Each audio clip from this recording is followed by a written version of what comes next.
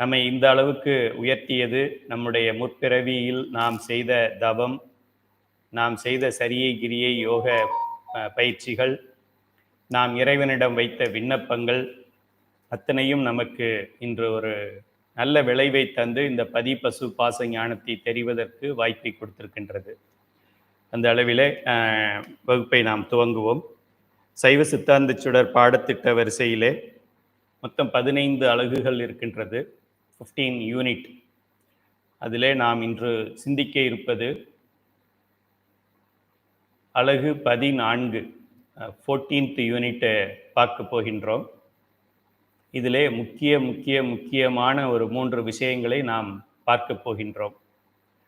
மனம், மெய், மொழி, அல்லது மனம், மொழி, மெய், எப்படி வேண்டுமானாலும் நீங்கள் வைத்துக்கொள்ளலாம். இந்த உலகத்திலே நாம் பாவத்தை செய்தாலும் புண்ணியத்தை செய்தாலும் வருங்காலத்தில் நமக்கு பிறவிகள் உண்டா இல்லையா என்பதை முடிவு செய்வதும், ஒருவேளை பிறவி இருந்தால் அது நல்ல பிறவியாக இருக்க வேண்டும், இன்றைய பிறவியை விட உயர்ந்த பிறவியாக அது இருக்க வேண்டும் என்றால் நமக்கு இருக்கின்ற 3 வாயில்கள் மனம், மொழி, மெய். இது ஒரு லாஜிக் தான், சிம்பிள் லாஜிக். ஒரு செயலை நாம் செய்கின்றோம் என்றால் இந்த செயல் இன்னைக்கு இந்த வகுப்பு நடக்கிறது என்பது ஒரு முதல் முறை நம்முடைய மனதிலே நடந்து விட்டது. இன்று புதன்கிழமை மாலை 8:30 மணிக்கு நாம் வகுப்பை தொடங்க வேண்டும் என்று நாம் ஏற்கனவே ஒரு முறை மனதிலே இதை நினைத்து விட்டோம். அதற்கு அடுத்து சொல் என்பதை வாட்ஸ்அப் மூலமாக நாம் கனெக்ஷனை கொடுத்துருக்குறோம், லிங்க் கொடுத்துருக்குறோம், இன்னைக்கு வகுப்பு இருக்குன்னு அறிவிப்பு கொடுத்துருக்குறோம். அடுத்ததாக இன்று செயலிலே இப்போது அது நடைபெற்று கொண்டிருக்கின்றது. ஆக 3 ஸ்டேஜஸ் சொல்லுவாங்க. ஒன்று மனதளவிலே எண்ணமாகவும், அடுத்தது அந்த எண்ணம் அப்படியே வாய் வழியாக வார்த்தைகளாகவும், அந்த வார்த்தைகளே அப்படியே செயலாகவும் வருகின்ற 3 மனம், மொழி, மெய் என்று சொல்லலாம். மனம், மெய், மொழி என்றும் சொல்லுவார்கள், முக்கரணங்கள் என்றும் சொல்லுவார்கள். பல்வேறு பெயர்கள் இதற்கு இருக்கின்றது. இப்போ அடுத்து நமக்கு முக்தி வேண்டுமா பிறவி வேண்டுமா என்பதை நாமே முடிவு செய்து கொள்ளலாம். சிவபெருமான் முடிவு செய்வது கிடையாது, பிரம்மன் முடிவு செய்வது கிடையாது, திருமால் முடிவு செய்வது கிடையாது. நீங்களும் நானும் முடிவு செய்கின்றோம். நன்மையை செய்தால் நல்ல பிறவி, தீமையை செய்தால் தீய பிறவி. வினை விதைத்தவன் வினை அறுப்பான். இதான் காலம், நியதி, கலை, வித்தை, ராகம்னு வித்யா தத்துவங்களில் நியதி என்பது இதுதான் ஸ்டாண்டர்ட், இதான் ரூல். ஆக நான் செய்த பாவங்கள் என்னையே திரும்ப திரும்ப திரும்ப திரும்ப திரும்ப இந்த உயிருக்கே வரும். துரைசாமி இந்த உடலை விட்டு உயிர் போய்விட்டாலும் அடுத்த பிறவி நான் நாயாகவோ ராமசாமியாகவோ இல்லை ஒரு அபிராமியாகவோ நான் பிறந்தாலும், எந்த பிறவி நான் எடுத்தாலும் என்னுடைய உயிரோட இந்த பாவ புண்ணியங்கள் போய்கொண்டிருக்கின்றது. கீதா உபதேசத்தில் கிருஷ்ண பரமாத்மா சொல்லுவார், எதை கொண்டு வந்தாய் அதை எடுத்து செல்வதற்கு அப்படின்னு சொல்லுவார். அவர் சொல்றது பொருளாக எதை கொண்டு வந்தாய், மேட்டர், பொருளாக எதை கொண்டு வந்தாய், எந்த பொருளை எடுத்து செல்கிறாய். எந்த பொருளையும் நம்ம எடுத்து செல்வது, இந்த உடலையே நம்ம எடுத்துக்கிட்டு போறதில்லை. இந்த உடலையே நாம் எடுத்துக்கொண்டு போகவில்லை என்றால் நான் வாங்கின கார், நான் வாங்கின வீடு, நான் சம்பாதித்த பொருள்கள், என்னுடைய தங்க நகைகள் எல்லாம் நான் எடுத்துட்டு போக முடியுமா? என்னுடைய உறவுகள், என்னுடைய மனைவி, என்னுடைய குழந்தை, பேர குழந்தை, எதை எடுத்து செல்ல முடியும்? ஆகையால் கிருஷ்ண பரமாத்மா கீதா உபதேசத்திலே முதல் வார்த்தையிலே எதை கொண்டு வந்தாய் அதை எடுத்து செல்வதற்கு, வரும் பொழுது வெறும் கையோடு வந்தாய், போகும் பொழுதும் வெறும் கையோடு போகிறாய், எடுத்ததெல்லாம் இங்கேயே எடுக்கப்பட்டது, கொடுத்ததெல்லாம் இங்கேயே கொடுக்கப்பட்டது என்று அவர் சொல்லுவார். இது ஒரு பேசிக். ஆனால் சைவ சித்தாந்த மாணவர்கள் தெளிவாக தெரிந்து கொள்ள வேண்டும், கிருஷ்ண பரமாத்மா முழு சீக்கிரட்டையும் சொல்லவில்லை. அடிப்படை மாணவனுக்குத்தான் அப்படி சொல்லியிருக்கிறார். நம்மை போன்ற உயர்ந்த மாணவனுக்கு எதை கொண்டு வந்தாய் என்றால், பிராரத்தம் என்கின்ற வினையை நான் கொண்டு வந்தேன். எதை எடுத்து செல்வேன்? ஆகாமியம் என்கின்ற வினையை நான் எடுத்து செல்வேன். கிருஷ்ண பரமாத்மா இதை சொல்லலை, சொன்னால் புரியாது. ஃபஸ்ட் ஸ்டாண்டர்ட் செகண்ட் ஸ்டாண்டர்ட் படிக்கிற குழந்தைங்களுக்கு ரொம்ப ஹை லெவலில் algebra, trigonometry, sine theta, cos தீட்டான்னா அது பள்ளிக்கூடத்துக்கே வராது. அதனால் ஒரு சிம்பிளாக சொல்லி தருவாங்க. ஆப்பிள், மேங்கோ, ஆரஞ்சு, அவ்வளோதான், பாடம் முடிஞ்சிருச்சு, எல்லாரும் வீட்டுக்கு போகலாம் சொல்லிடுவாங்க. அதுபோல கிருஷ்ண பரமாத்மா எதை கொண்டு வந்தாய் அதை எடுத்து செல்வதற்குன்னு சொல்லியிருக்கிறார் இல்லையா? அதனால பொருள்களாக, மேட்டராக நம்ம எதையும் கொண்டு வரவில்லை. மேட்டராக இந்த உயிர் எதையும் எடுத்து செல்லாது. ஆனால் பாவ புண்ணியங்கள் என்னவெல்லாம் நடந்ததோ, என்ன அறிவு எல்லாம் நாம் பெற்றோம், செய்கின்ற நல்வினையும் செய்கின்ற தீவினையும், எப்போதும் எல்லா பிறவிகளிலும் நான் செய்த நல்வினையும் தீவினையும் என்னுடைய உயிரோடு ஒட்டி ஒரு ஒரு என்ன சொல்றது, ஒரு ஒரு ட்ரெயினில் இன்ஜினுக்கு பின்னாடி ஒரு கம்பார்ட்மெண்ட் போகிறது மாதிரி ட்ரெயின் போகுதுன்னு சொல்லுவோம், அதில் ஒரு கேரேஜில் மெட்டீரியல் போகும். அதுபோல் நம் உயிரோடு சேர்ந்து இது பயணித்து கொண்டே இருக்கும் அப்படிங்கிறத இந்த பாடத்தில் நம்ம பார்க்க போகிறோம். ரொம்ப ரொம்ப ரொம்ப ரொம்ப முக்கியமான பாடம், மிகவும் எளிமையான பாடம், உங்கள் வாழ்க்கையை சிறந்த முறையிலே மாற்றுகின்ற பாடம். நீங்கள் எங்கே யாரிடம் பேசினாலும் 5 நிமிடம் பேசுவதற்கு ஒரு நேரம் கேளுங்கள். ஒரு 5 மினிட்ஸ் உங்கள்கிட்ட பேசலாமா கேளுங்க.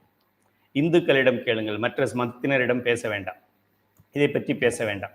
எந்த மதத்தினரையும் இந்து மதத்திற்கு மாற்ற வேண்டியது, எந்த மதத்தினரையும் சைவ மதத்திற்கு மாற்ற வேண்டியது நம்முடைய நோக்கம் அல்ல அல்ல அல்ல. இந்து மதத்தில் இருக்கின்றவர்கள் இந்துவாக இருப்பதற்குத்தான் நாம் பாடுபடுகின்றோம், உழைக்கின்றோமே தவிர, வேறு மதத்தினரை இந்துவாக மாற்றுவதற்கு உழைக்கின்றோமே தவிர, வேறு மதத்தினரை இந்துவாக மாற்றுவதற்கு கண்வரும் என்று சொல்லுகின்றோமே, யார் அந்த சைவம்? அதை பற்றி நமக்கு தெரியாது.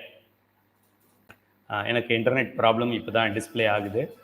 ஆக நம்ம அடிப்படையை நாம் தெரிந்து கொள்ளப் போகின்றோம். இது முக்கியமான பாடம். இது 5 நிமிடம் நேரம் கிடைத்தால் இந்த பாடத்தில் நான் சொல்வதை உங்களுடைய நண்பர்களுக்கு, உங்களுடைய தோழிகளுக்கு, உங்களுடைய தோழர்களுக்கு, உங்களுடைய மேல் அதிகாரிகளுக்கு, கீழ் அதிகாரிகளுக்கு, உங்கள் வீட்டு வேலை செய்கின்றவர்களுக்கு, நீங்கள் வேலை செய்கின்ற இடத்திலே இதையெல்லாம் பரப்ப வேண்டும், பரப்ப வேண்டும், பரப்ப வேண்டும். 5 நிமிடம் போர். இது அவர்கள் மேல் நாம் கொள்கின்ற கருணை. பார்ப்போம், இந்த பாடத்தை பார்ப்போம். சைவ சித்தாந்த சுடர் பயிற்சி வகுப்பு பாடவரிசையில் 14வது அழகாக நமசிவாய என்ற வார்த்தையில் உள்ள ம என்ற மலங்களை பற்றி சிந்திப்போம். இந்த மொத்த சைவ சித்தாந்த சுடர் 15 யூனிட்டுமே ந ம சி வ ய என்கின்ற 5 எழுத்து எதை குறிக்கிறது அப்படின்னு ஒரு மேலோட்டமாக அடிப்படையாக தான் பார்த்துருக்கோமே தவிர ஃபுல்லாகவும் பார்க்கல. பார்த்ததே 5 எழுத்து, அதுலேயும் கொஞ்சம் தான் பார்த்துருக்கோம். ஒரு டிப் ஆஃப் த ஐஸ்பெர்க்னு சொல்லுவாங்க, அதுதான் நம்ம பார்த்துருக்குறோம். இன்னும் ஐஸ் கீழே இருக்கு. அந்த அளவிலே ந என்றால் நம்மளுடைய சக்தி என்று சொல்லக்கூடிய தாயாகிய சக்தியின் திரோதானம். 2 வேலை செய்வாங்க அவங்க, டபுள் ஆக்டிங். சினிமாவில் ஒரே ஹீரோ டபுள் ஆக்டிங் பண்ணுவார். ஒரே காயினுக்கு ஹெட் இருக்குது, டெயில் இருக்குது. ஒரே கைக்கு இந்த பக்கம் ஒயிட்டாக இருக்குது, இந்த பக்கம் பிளாக்காக இருக்குது. ஒரு நாள் என்றால் ஒரு இரவு இருக்குது, ஒரு பகல் இருக்குது. இந்த இரவாக இருக்கிறது திரோதான சக்தி, பகலாக இருக்கிறது அருள் சக்தி. ஆக இந்த நமசிவாயத்தில் 2 சக்தி, மொத்தமே 5. அதில் 1 சிவபெருமான், 2 சக்தி. இதில் யார் பெரியவங்க நீங்களே பார்த்துக்கங்க. ஒரு எழுத்து சிவபெருமான், சி என்பது சிவபெருமான். ஆனால் தாய்க்கு 2 எழுத்து கொடுத்துருக்குறாங்க. ந என்பதும் சக்தி, அவளுக்கு திரோதான சக்தி அல்லது மறைப்பு ஆற்றல் அல்லது மரக்கருணை என்று பெயர். சிவாய அப்படிங்கிறதுல வா என்ற எழுத்து, அதுவும் சக்தியே, அது அருளும் சக்தி, அவளுக்கு பெயர் அறக்கருணை என்று பெயர். ஆக ந என்பது திரோதானத்தையும், ம என்பது மலம் என்பதை குறிக்கிறது. மலத்துக்குள்ளே 3 மலம் இருக்கிறது, ஆணவம் கண்மம் மாயை. அடுத்ததாக சி என்பது சிவத்தையும், வ என்பது சக்தியின் அருள் வடிவத்தையும், ய என்பது உயிர்களாகிய நம் அனைவரையும், அனைத்து ஜீவராசிகளையும், ஒரு பிளான்ட் கிராஸ்லேருந்து ஆரம்பித்து பெரிய எலிஃபண்ட் வரைக்கும் அனைத்து உயிரினங்கள், நின்று வளர்ந்தாலும் சரி, நடந்து வளர்ந்தாலும் சரி, செல்லா தாவர சங்கமத்துள் அப்படின்னு மாணிக்கவாசகர் சொல்வார். நடக்கின்ற உயிரினங்கள், நடக்காமல் ஒரு இடத்துல இருக்கின்ற உயிரினங்கள், எல்லா உயிரினங்களுக்கும் ய என்று பெயர். மலங்கள் ஆணவம் கண்மம் மாயை என 3 வகைப்படும். அழகு 13 கண்மம் பற்றிய அறிமுகத்தை கண்டோம். கண்மம்னா என்ன அப்படிங்கிறத சென்ற அழகுல பார்த்தோம். கண்மம் எதனால் ஏற்படுகிறது, அதிலிருந்து விடுபடுவது எப்படி என்று சிந்திப்போம். அதைத்தான் இப்போ நம்ம பார்க்க போகின்றோம். கண்மம் இருந்தால் ஜென்மம் உண்டு, ஜென்மம் இருந்தால் கண்மம் உண்டு. ஆக நம்ம ஜென்மம் வந்ததுனால நமக்கு கண்மம் வந்துதா, இல்லை கண்மம் இருந்ததுனால ஜென்மம் வந்துதா? எக்குல இருந்து சிக்கன் வந்துதா, இல்லை சிக்கன்ல இருந்து தான் எக் வந்துதா? எது ஃபர்ஸ்ட் வந்தது? ஃபர்ஸ்ட் எது வந்தது, எக்கா சிக்கனா? எப்படி கண்டுபிடிக்கிறது? அதே போல் காற்று வருது, வேகமாக காற்று வருது, கார்டனில் காற்று வருது. காற்று வந்ததால் மரம் அசைகிறதா, இல்லை மரம் அசைந்ததால் காற்று வந்ததா? தமிழில் ஒரு பாட்டு இருக்கு, சினிமா பாடல். காற்று வந்ததால் மரம் அசைந்ததா, மரம் அசைந்ததால் காற்று வந்ததா? அதுபோல கண்மம் என்று ஒன்று இருந்தால் பிறவி உண்டு. இந்த பிறவியிலே நாம் நல்வினையாகிய புண்ணியத்தையோ தீவினையாகிய பாவத்தையோ தெரிந்தோ தெரியாமலோ செய்திருந்தால் மீண்டும் பிறவி உண்டு உண்டு உண்டு. அதிலிருந்து மீள்வதற்கு ஒரே ஒரு வழிதான் உண்டு. ஒன்று திருமுறைகள், 2 குருநாதனுடைய தீக்கை. இது 2ஐ தவிர வேறு வழி இல்லை. நமது எண்ணத்தாலும் பேச்சாலும் செயலாலும், அதாவது மனம், மொழி, மெய் ஆகிய 3ஆலும் நாம் செய்யும் நன்மையும் தீமையும் கண்மம் எனப்படும். உயிர்களின் இன்ப துன்பங்களுக்கு கண்ம வினையே முதல் காரணம். நன்றாக நன்றாக நன்றாக தெரிந்து கொள்ளுங்கள். நம் அனைவருக்கும் ஏதாவது ஒரு 5 ப்ராப்ளம் இருக்கு. ஒரு ப்ராப்ளம் நம்ம உடல்லையே ஒரு ப்ராப்ளம் இருக்கும். இப்போ எனக்கு ஒரு ப்ராப்ளம் பார்த்தீங்கன்னா இந்த இடத்துல முடியல. இது எனக்கு ஒரு மேஜர் ப்ராப்ளம். சிவபெருமான் எனக்கு என்ன பண்ணார்? யூஸ்லெஸ். ஏன்ப்பா அப்படி சிவபெருமானை திட்டுற? எல்லாருக்கும் ஹேர் நல்லா பியூட்டிஃபுல்லாக இருக்கு, எனக்கு பாருங்க ஹேர் சரியாக கொடுக்கல. இது போல உடலில் ஒரு குறைபாடுகள் இருக்கலாம், நம்முடைய உறவிலே குறைபாடுகள் இருக்கலாம், பெற்றோர் குழந்தை அந்த உறவிலே இருக்கலாம், நமக்கும் நம் குழந்தைகளுக்கும் இருக்கின்ற உறவிலே இருக்கலாம், நம்முடைய மற்ற உறவினர்களுக்குள்ளே இருக்கின்ற உறவிலே குறைபாடுகள் இருக்கலாம். அப்படி இருக்கலாம். அல்லது இந்த உடலை விட்டு வெளியிலே நம்முடைய தொழில் முறையிலேயோ, நம்முடைய அலுவலகத்திலோ, நம்முடைய வேறு எங்கே நாம் சார்ந்திருக்கின்றோமோ பொருளாதாரத்திற்கு அங்கே ப்ராப்ளம் இருக்கலாம். ஆக இயற்கையான ப்ராப்ளங்கள் வரலாம், மற்றவர்கள் மூலமாக நமக்கு பிரச்சனைகள் வரலாம், மற்ற உயிரற்ற பொருள்கள் மூலமாக பிரச்சனை வரலாம், உயிருள்ள மற்ற பாம்பு, மஸ்கிட்டோ, காக்ரோச், லிசார்ட் அது மூலமாகவும் நமக்கு ப்ராப்ளம் வரலாம். எப்படி வந்தாலும் நமக்கு நன்மை வருகிறது என்றால் சிவபெருமான் கொடுத்தான் என்று சொல்லக்கூடாது. நாம் நல்லது செய்திருக்கிறோம், அதனால் சிவபெருமான் கொடுத்திருக்கிறார். சிவபெருமான் தானே கொடுக்க மாட்டார், நன்றாக தெரிந்து கொள்ள வேண்டும். நமக்கு இன்பம் வருகிறது என்றால் நான் ஏதோ நன்மை செய்திருக்கின்றேன், எந்த பிறவியில் என்று தெரியாது, என்ன நன்மை என்று தெரியாது, ஆனால் ஏதோ செய்திருக்கின்றேன். இல்லை என்றால் என்னால் இந்த பிறவியையே எடுத்திருக்க முடியாது. நம்ம என்ன நினைக்கிறோம்? இன்பம்னா ஜாலியா இருக்கிறது, ஓ வெரி நைஸ், பியூட்டிஃபுல், அதுதான் இன்பம் நினைக்கிறோம். அப்படி கிடையாது. இந்த பிறவியை எடுத்ததே ஒரு இன்பம் தான். அரிது அரிது மானிடராய் பிறத்தல் அரிது. ஏற்கனவே பழைய பாடங்களை படிச்சிருக்கோம். ஓரறிவு உடைய தாவரங்கள் எத்தனையோ இருக்கு. அதுபோல ஒரு தாவரமா நம்ம பிறந்திருந்தோம்னா, ஈரறிவு உடைய ஊர்வன அதெல்லாம் இருக்கு. அதுபோல நம்ம பிறந்திருந்தோம்னா, 3 அறிவு உடைய சின்ன சின்ன வண்டுகள், பூச்சிகள், தேனீக்கள் அதெல்லாம் இருக்கு. அதுபோல பிறந்திருந்தோம்னா, 4 அறிவு உடைய பறவைகள் அது மாதிரிலாம் இருக்கு. சில உயிரினங்கள் இருக்கிறது. 5 அறிவு உடையது இருக்குது, விலங்குகள். 6வது அறிவை பெற்று நாம் பிறந்திருக்கின்றோமே, அதிலிருந்தே நமக்கு தெரிகிறது நாம் பல பல பல பல பல பல பல பல புண்ணியத்தை செய்ததால் தான் இது நமக்கு கிடைத்திருக்கிறது. ஆக இதை நாம் இப்போ நமக்கு ஒரு அலுமினியம் டாய் இருக்கு, ஒரு சில்வர் டாய் இருக்கு, ஒரு கோல்டு டாய் இருக்கு, ஒரு டைமண்ட் டாய் இருக்கு, ஒரு பிளாட்டினம் டாய். இருக்கிறதுலேயே எது உயர்ந்ததோ அது நமக்கு ஏற்கனவே கிடைத்திருக்கிறது. இது நாம் முற்பிறவியில் செய்த புண்ணியங்களால் நமக்கு கிடைத்திருக்கிறது. அதில் திருநீர் அணிந்திருக்கின்றோம், உருத்திராக்கம் அணிந்திருக்கின்றோம், நமச்சிவாய சொல்கின்றோம், பஞ்சபுராணம் பாடுகின்றோம், சைவ சித்தாந்தம் படிக்கின்றோம், சிவனடியார்களோட தொடர்புல இருக்கின்றோம், சிவ சிந்தனையில் இருக்கின்றோம், சிவ பணி செய்கின்றோம், நாம் அன்னதானம் செய்கின்றோம், நாம் டொனேஷன் செய்கின்றோம். எவ்வளோ ஒரு பெரிய ஒரு உன்னதமான பிறவி நம்ம பாருங்க. Very very very very very very important person, VIP என்று பெயர். ஆக ஏதோ நல்வினை செய்ததால் தான் இந்த பிறவிக்கு நாம் வந்திருக்கிறோம். அதுல சம்டைம்ஸ் ஒரு சின்ன சின்ன இடையூறுகள் வருகிறது. அது ஏனென்றால் நாம் செய்த தீவினையாகத்தான் இருக்க வேண்டும். நல்வினை மட்டும் நம்ம செஞ்சதால வருது, தீவினை மட்டும் சிவபெருமான் கொடுக்கிறதா? நம்ம என்ன நினச்சிக்கிட்டு இருக்கோம்? இப்போ நான் முனைவர் கையில துரைசாமி முனைவர் எவ்வளோ கஷ்டப்பட்டு 5 இயர்ஸ் ரிசர்ச் பண்ணி அது பேப்பர்ஸ் எல்லாம் பப்ளிஷ் பண்ணி, அப்புறம் நான் வைவா கண்டக்ட் பண்ணி, அப்புறம் என்னுடைய பேப்பரை இது ரிவ்யூவுக்கு பல கண்ட்ரிகளுக்கு அனுப்பி அதெல்லாம் பண்ணி இதெல்லாம் பண்ணி இதெல்லாம் நான் பண்ணேன். ஏன் கொஞ்சம் முடி கம்மியா இருக்கு? அது சிவபெருமான் என்னை சோதிச்சிட்டார். இல்ல அந்த சிவபெருமானால வர்றது ஒரே பிரச்சனை. மென்டல் டார்ச்சர், பிசிக்கல் டார்ச்சர், ஆஃபீஸில் ப்ராப்ளம், ஃபேமிலியில் ப்ராப்ளம், டிப்ரெஸ் ஆகி இருக்கேன். எல்லாம் அந்த சிவனால் வர்றது. நல்லதெல்லாம் என்னால் வர்றது அப்படி சொல்கிறோம். அப்படி கிடையாது. நல்லதும் நம்மாலேயே வந்தது, தீயதும் நம்மாலேயே வந்தது. அப்போ சிவபெருமானுக்கு என்ன வேலை என்றால் நமக்கு நல்லதையும் தீயதையும் கொடுக்கறது அவரோட வேலை. ஏன்னா நம்ம போன பிறவியில் செஞ்ச பாவம் இந்த பிறவியில் துன்பமாக வர வேண்டும் என்பது யாருக்கு தெரியும்? நல்லா யோசிச்சு பார்க்கணும். போன பிறவியில் ஒரு உதாரணம், பிறவிகள்ங்கிறத நான் போன பிறவின்னு சொல்றேன் ஷார்ட்டா.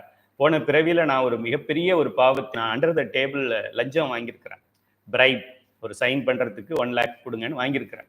அவன் கொடுத்தவன் என்ன சந்தோஷமாவா கொடுப்பான்? அவன் குடும்பம் நாசமா போக, நீ அழிஞ்சு போக, நீ ஒழிஞ்சு போக, கெட்டு போக அப்படின்னு மனசுக்குள்ள நினைச்சுக்கிட்டு டேக்கின்னு சிரிச்சுக்கிட்டே கொடுத்துருப்பான். வெளியில சிரிச்சிருப்பான், உள்ள மறைச்சிருப்பான். ஆகையால் நான் இப்போ என்ன ஆயிருக்கு, நான் ஒரு பாவம் செஞ்சிருக்கிறேன். இந்த பாவத்திற்கான துன்பத்தை நான் அனுபவிக்க வேண்டும். இப்போ அந்த பிறவி எனக்கு முடிஞ்சு போயிடுச்சு. இப்போ இந்த பிறவி எடுத்திருக்கிறேன். நான் முன்னே செய்த பாவம் எனக்கு இப்போ துன்பமாக வர வேண்டும். இந்த வர வேண்டும்ங்கிறத யார் அதை கொடுக்க முடியும்? நன்றாக யோசித்து பார்க்க வேண்டும். இதுல இருக்கிறது 2 பார்ட்டி தான் இருக்கு. ஒண்ணு அந்த பாவம் இருக்கு, இன்னொன்னு என்னுடைய உயிர் இருக்கு. என்னுடைய உயிர் போய் நான் போன பிறவியில பாவம் செஞ்சிருக்கிறேன், அந்த பாவத்துக்கு நான் கொஞ்சம் துன்பத்தை போய் எடுத்துக்கிறேன்னு சொல்லி என்னோட உயிர் போய் எடுத்துக்கிச்சா? அந்த அளவுக்கு இந்த உயிருக்கு தெரியுமா? இல்ல அந்த பாவம் என்னைய போன பிறவியில நீ செஞ்சல்ல, அதனால இந்த பிறவியில நான் ஒட்டிக்குவேன், உனக்கு நான் இந்த மாதிரி துன்பத்தை நான் கொடுப்பேன் அப்படின்னு அந்த பாவமே அதுவே நம்ம உயிரோட ஒட்டிக்கிட்டு துன்பமா வருமா? அது ஜடப்பொருள், அறிவற்ற பொருள். நமக்கு அறிவு கம்மி. அப்போ இப்போ யார் அதை கூட்டி வைப்பது? இது 2த்துக்கும் மேலாக எவன் இருக்கிறானோ அவன் தான் கூட்டி வைக்க முடியும். அவன் தான் என்னுடைய பாவத்தை எனக்கு துன்பமாகவும், என்னுடைய இன்பத்தை என்னுடைய புண்ணியத்தை எனக்கு இன்பமாகவும் கூட்டுகின்றான் என்றால், இந்த பாவ புண்ணியமாகிய கண்மத்திற்கும் மேலானவனும் ஒருத்தன் இருக்க வேண்டும். சிற்றறிவு உடைய நானாகிய என்னுடைய உயிருக்கும் மேலானவன் ஒருத்தன் இருக்க வேண்டும். அவன் சிவபெருமான். கூட்டி வைப்பதுதான் சிவபெருமான். கொஞ்சம் கருணையை காண்பித்து திருந்திட்டோம் அப்படின்னா மீதியை டிஸ்கவுண்ட் பண்ணிக்கிறது சிவபெருமான். குருநாதன் மூலம் பல வினைகளை அழிப்பது சிவபெருமான். தானே குருவாக ஒன்றாயும் சொல்றோம். வேறாய் நிக்கிறது எதுக்கு? நம்முடைய வினைகளை அழிக்கிறதுக்கு தனியா நின்னாதான் முடியும். வினைக்குள்ளேயே அவன் நின்னா அழியாது. ஆக சிவபெருமான் சிவபெருமான் சிவபெருமான். இந்த நாம் செய்த பாவ புண்ணியங்கள் தான் இப்போ நமக்கு இன்ப துன்பமாக வருகிறதுங்கிறத நல்லா தெரிஞ்சுக்கிட்டோம்னா, இதை விட பெரிய சைவ சித்தாந்த பாடம் இந்த உலகத்திலே கிடையாது. நீங்க பதியின் இயல்புகள் என்னென்ன? அவன் என் குணத்தான், அவன் தன் வயத்தான், அவன் எப்பயோ போயிட்டு போறான், நமக்கு என்ன? அவன் என் குணத்தானா இருந்தா என்ன, 10 குணத்தானா இருந்தா நமக்கு என்ன? நமக்கு நம்ம லைஃப்ல என்ன மாறப்போகுது? ஓகே, சிவபெருமான் 8 குணம் இல்லை, அவருக்கு 800 குணம் இருக்கு, இருந்துட்டு போகுது. 8000 குணம் இருக்கு, இருந்துட்டு போகுது. நமக்கு என்ன கணக்கு? நான் இப்பொழுது என்னுடைய மனதால் நல்லதை நினைத்தால் வருங்காலம் எனக்கு நன்மையாக இருக்கும். இந்த பிறவியிலும் அடுத்த பிறவியிலும் அடுத்தடுத்த பிறவிகளிலும் உயர்ந்த பிறவிகளாக இருக்கும். என் மனதிலே இப்போது தீயதை நான் நினைத்தால் அடுத்தடுத்து நடக்கிறதெல்லாம் எனக்கு தீயதாகவே நடக்கும். சிவபெருமானுக்கு இதுக்கு சம்பந்தம் கிடையாது. என் வார்த்தைகளிலே நல்லதையே மற்றவர்களுக்கு இன்பம் தருவதையே, மற்றவர்களுக்கு நன்மை பயப்பதையே, உலக நன்மைக்காகவே எல்லோரும் சைவ சித்தாந்தம் படிக்க வேண்டும், எல்லோரும் பஞ்சபுராணம் பாட வேண்டும், எல்லோரும் திருமுறைகள் பாட வேண்டும், எல்லோரும் திருவாசகம் படிக்க வேண்டும், எல்லோரும் சிற்றோதல் செய்ய வேண்டும், எல்லோரும் நமச்சிவாய சொல்ல வேண்டும், எல்லோரும் நால்வரை பற்றி தெரிய வேண்டும் என்று நான் நினைப்பது, நான் பேசுவதெல்லாம் நல்லதையே பேசிக்கொண்டிருந்தால் எனக்கு அடுத்த பிறவியோ பிறவி இல்லாமலோ, பிறவி இருந்தால் நல்ல பிறவியாக இருக்கும், உயர்ந்த பிறவியாக இருக்கும். தேவேந்திரனாக ஆவேன், நானே திருமாலாக கூட ஆகலாம். இந்த திருமாலுக்கு இந்த பீரியட் முடிஞ்ச உடனே எலெக்ஷனில் அந்த 5 இயர்ஸ் டேர்ம் முடிஞ்சிச்சுன்னா அந்த பிஎம் சிஎம் போயிட்டு வேற வந்துருவாங்க. அதுபோல் நீங்களும் நானும் பிரம்மாவை ஆகலாம், நிச்சயமாக ஆகலாம். பிரம்மாவும் விஷ்ணுவும் நம்மளை போல இருந்து ஆனவர்கள் தான். ஆக நல்வினை தீவினை, நான் செய்த நன்மை, நான் செய்த நன்மையைத்தான் நம்ம என்ன சொல்றோம், நல்வினை அல்லது புண்ணியம் அப்படின்னு சொல்றோம். இதுதான் ரூல். இப்போ நான் கஷ்டப்படுறேன் அப்படின்னா என்ன, யார் காரணம்? என்னோட மனைவி தான் காரணம். தேங்க் காட், தேங்க் ஒய்ஃப், எனக்கு இந்த துன்பத்தை நீ கொடுத்ததுனால என்னுடைய துன்ப கணக்கு சரியாயிடுச்சு, நான் முத்திக்கு போகலாம். இந்த பாவமும் புண்ணியமும் கணக்கு இங்கே குறையாம முத்திக்கு போக முடியாது. புண்ணியத்தையே சேர்த்துக்கிட்டு போனாலும் நல்ல பிறவி தான் கிடைக்குமே தவிர முத்தி என்கின்ற பிறவியற்ற நிலையை அடைய முடியாது. தீயதை செஞ்சோம் அப்படின்னா கீழ்பிறவிகளும் மோசமானதும் துன்பம் அதிகமானதுக்கு கீழே போய்கிட்டு இருப்போமே தவிர முத்தி என்பது போக முடியாது. இந்த நிமிடத்திலிருந்து நல்லதை நினைத்து, நல்லதை பேசி, நல்லதை செய்தால் எல்லாம் நன்மையாக இருக்கும். கெட்டதை நினைத்து, கெட்டதை பேசி, கெட்டதை செய்தால் எல்லாம் தீமையாக இருக்கும். இதுதான் யூனிவர்சல் ரூல். இதற்கு நியதி தத்துவம் என்று பெயர். சிவபெருமான் 100% பெர்ஃபெக்ட். தன்னுடைய உடல்ல பாதியை உமையாளுக்கு கொடுக்கும் பொழுது நெற்றி கண்ணுலையும் பாதி கட் பண்ணி கொடுத்துருக்கிறார். இதுல ஒரு ஹாஃப் அந்த அம்மாவுக்கு கொடுத்துருக்கிறார். அவர் கட் பண்ணும்போது கண்ணை மட்டும் அவர் வச்சுக்கிட்டு இப்படி ஒரு பெண்டு பண்ணி அப்படி போட்டு பாடியில் வேணா பாதி எடுத்துக்க, கண்ணு என் பக்கம் வரட்டும் அப்படிலாம் அவர் பிரிக்கல. Straight line. அப்படிப்பட்ட பெருமான் நம் தலைவன். ஸோ உயிரின் முயற்சி துணை காரணமாய் அமையும். நம்முடைய வினைப்படிதான் இந்த உயிருடைய செயல்பாடுகளும் இருக்கும். ஒரு தெரியாதம ஒரு தவறை பண்றோம். ஒருத்தர் சொல்றாரு, நீங்க 1000 வெள்ளி கொடுங்க, நாளைக்கு 2000 வெள்ளியா கொடுத்துட்றேன்னு சொல்றாரு. அப்படியா அப்படின்னு 1000 வெள்ளியை கொடுக்குறோம். அவர் அவ்வளவுதான், 0 வெள்ளி தான், ஆளே காணாம போயிடுவார். இப்போ என்னாச்சு? இப்போ 1000 கொடுத்தா 2000 வருங்கும்போது உங்களை இன்டியூஸ் பண்ணி உங்களுக்கு ஒரு ஆர்வத்தை உண்டாக்கி அதை கொடுக்கணும்னு நினைச்சு அதுக்கான பணத்தையும் அப்ப கையில ஒரு 1000 வச்சிருந்திருப்போம். அதை உடனே கொடுக்குற அளவுக்கு நம்ம அறிவு வேலை செய்ய வைத்தது எது? இந்த கண்மமாகிய துன்பம், நாம் செய்த தீவினை. அதனால அது நம்ம மைண்டுக்குள்ள அது போல ரியாக்ஷன் அது கொடுக்க சொல்லி அதுல இன்வெஸ்ட் பண்ண சொல்லி அந்த பணம் அத்தோட போகும். அதுக்கு முதல் நாளே ஏதாவது ஆலயத்துக்கு நம்ம டொனேஷன் பண்ணியிருந்திருக்கலாம். ஆக முதல்ல வினை வினை வினை, நாம் செய்த பாவம், நாம் செய்த புண்ணியம். தீதும் நன்றும் பிறர் தர வாரா. எழுதிக்கங்க. தீதும் நன்றும் பிறர் தர வாரா. என்னுடைய கணவனால் எனக்கு துன்பம் வருகிறது, என்னுடைய மனைவியால் எனக்கு துன்பம் வருகிறது, என்னுடைய பிள்ளையால் எனக்கு துன்பம் வருகிறது, என்னுடைய பெற்றோரால் எனக்கு துன்பம் வருகிறது, அப்படியெல்லாம் வரவே வராது. நாம் செய்த தீவினை அவர்கள் மூலமாக வருகிறது. அவர்கள் நம்முடைய தீவினையை கழிப்பதற்கு, அதை 0 பண்றதுக்கு, பேலன்ஸ் பண்ணணும். அதை பண்ணுவதற்கு நமக்கு ஒரு வாய்ப்பாக கிடைத்தார்கள். அவர்களுக்கு நம்ம வணக்கம் தான் சொல்லணும். இல்லைன்னா முத்திக்கு போக முடியாது. இந்த துன்பத்தை நம்ம அனுபவிக்காம முத்திக்கு போக முடியாது. அடிப்படை ரூல் இதுதான். முதல் காரணம், முயற்சி துணை காரணமாய் அமையும். நல்வினை தீவினை, வினையானது நல்வினை தீவினை என 2 வகைப்படும். நல்வினை என்பவை அற நூல்களில் விதிக்கப்பட்ட செயல்களை செய்தல். அண்டர்லைன் பண்ணிக்கங்க, எக்ஸாம்ல இந்த கேள்வியெல்லாம் வரும். நல்வினைன்னு எதை சொல்றோம்? ஐயா நீங்க சொல்லுங்க, நல்வினைனா என்ன? நான் ஒருத்தருக்கு அன்னதானம் பண்றேன், அது நல்வினையா தீவினையா? தினந்தோறும் நான் பூஜை பண்றேன், நல்வினையா தீவினையா? நான் ஃப்ரூட்ஸ் எல்லாம் பறித்து சாப்பிட்றேன், இப்போ அந்த மரம் சஃபர் ஆகுமே, அது நல்வினையா தீவினையா? எது நல்வினை தீவினைங்கிறதுக்கு ஒரு டெஃபினேஷன் கொடுத்துருக்குறாங்க. அறநூல்களில் விதிக்கப்பட்ட செயல்களை செய்தலும், விளக்கப்பட்ட செயல்களை செய்யாமல் இருத்தலும், இதுதான் நமக்கு ரூல். இதை செய்யாத, ஸ்கூல்ல டீச்சர் சொல்லியிருப்பாங்க, இதை பண்ணாத, அதை பண்ணாத, அதை பண்ணாத, அதை பண்ணாத. டீச்சர் பண்ணாதன்னு சொல்றதை நம்ம பண்ணினோம் என்றால் பாவம்.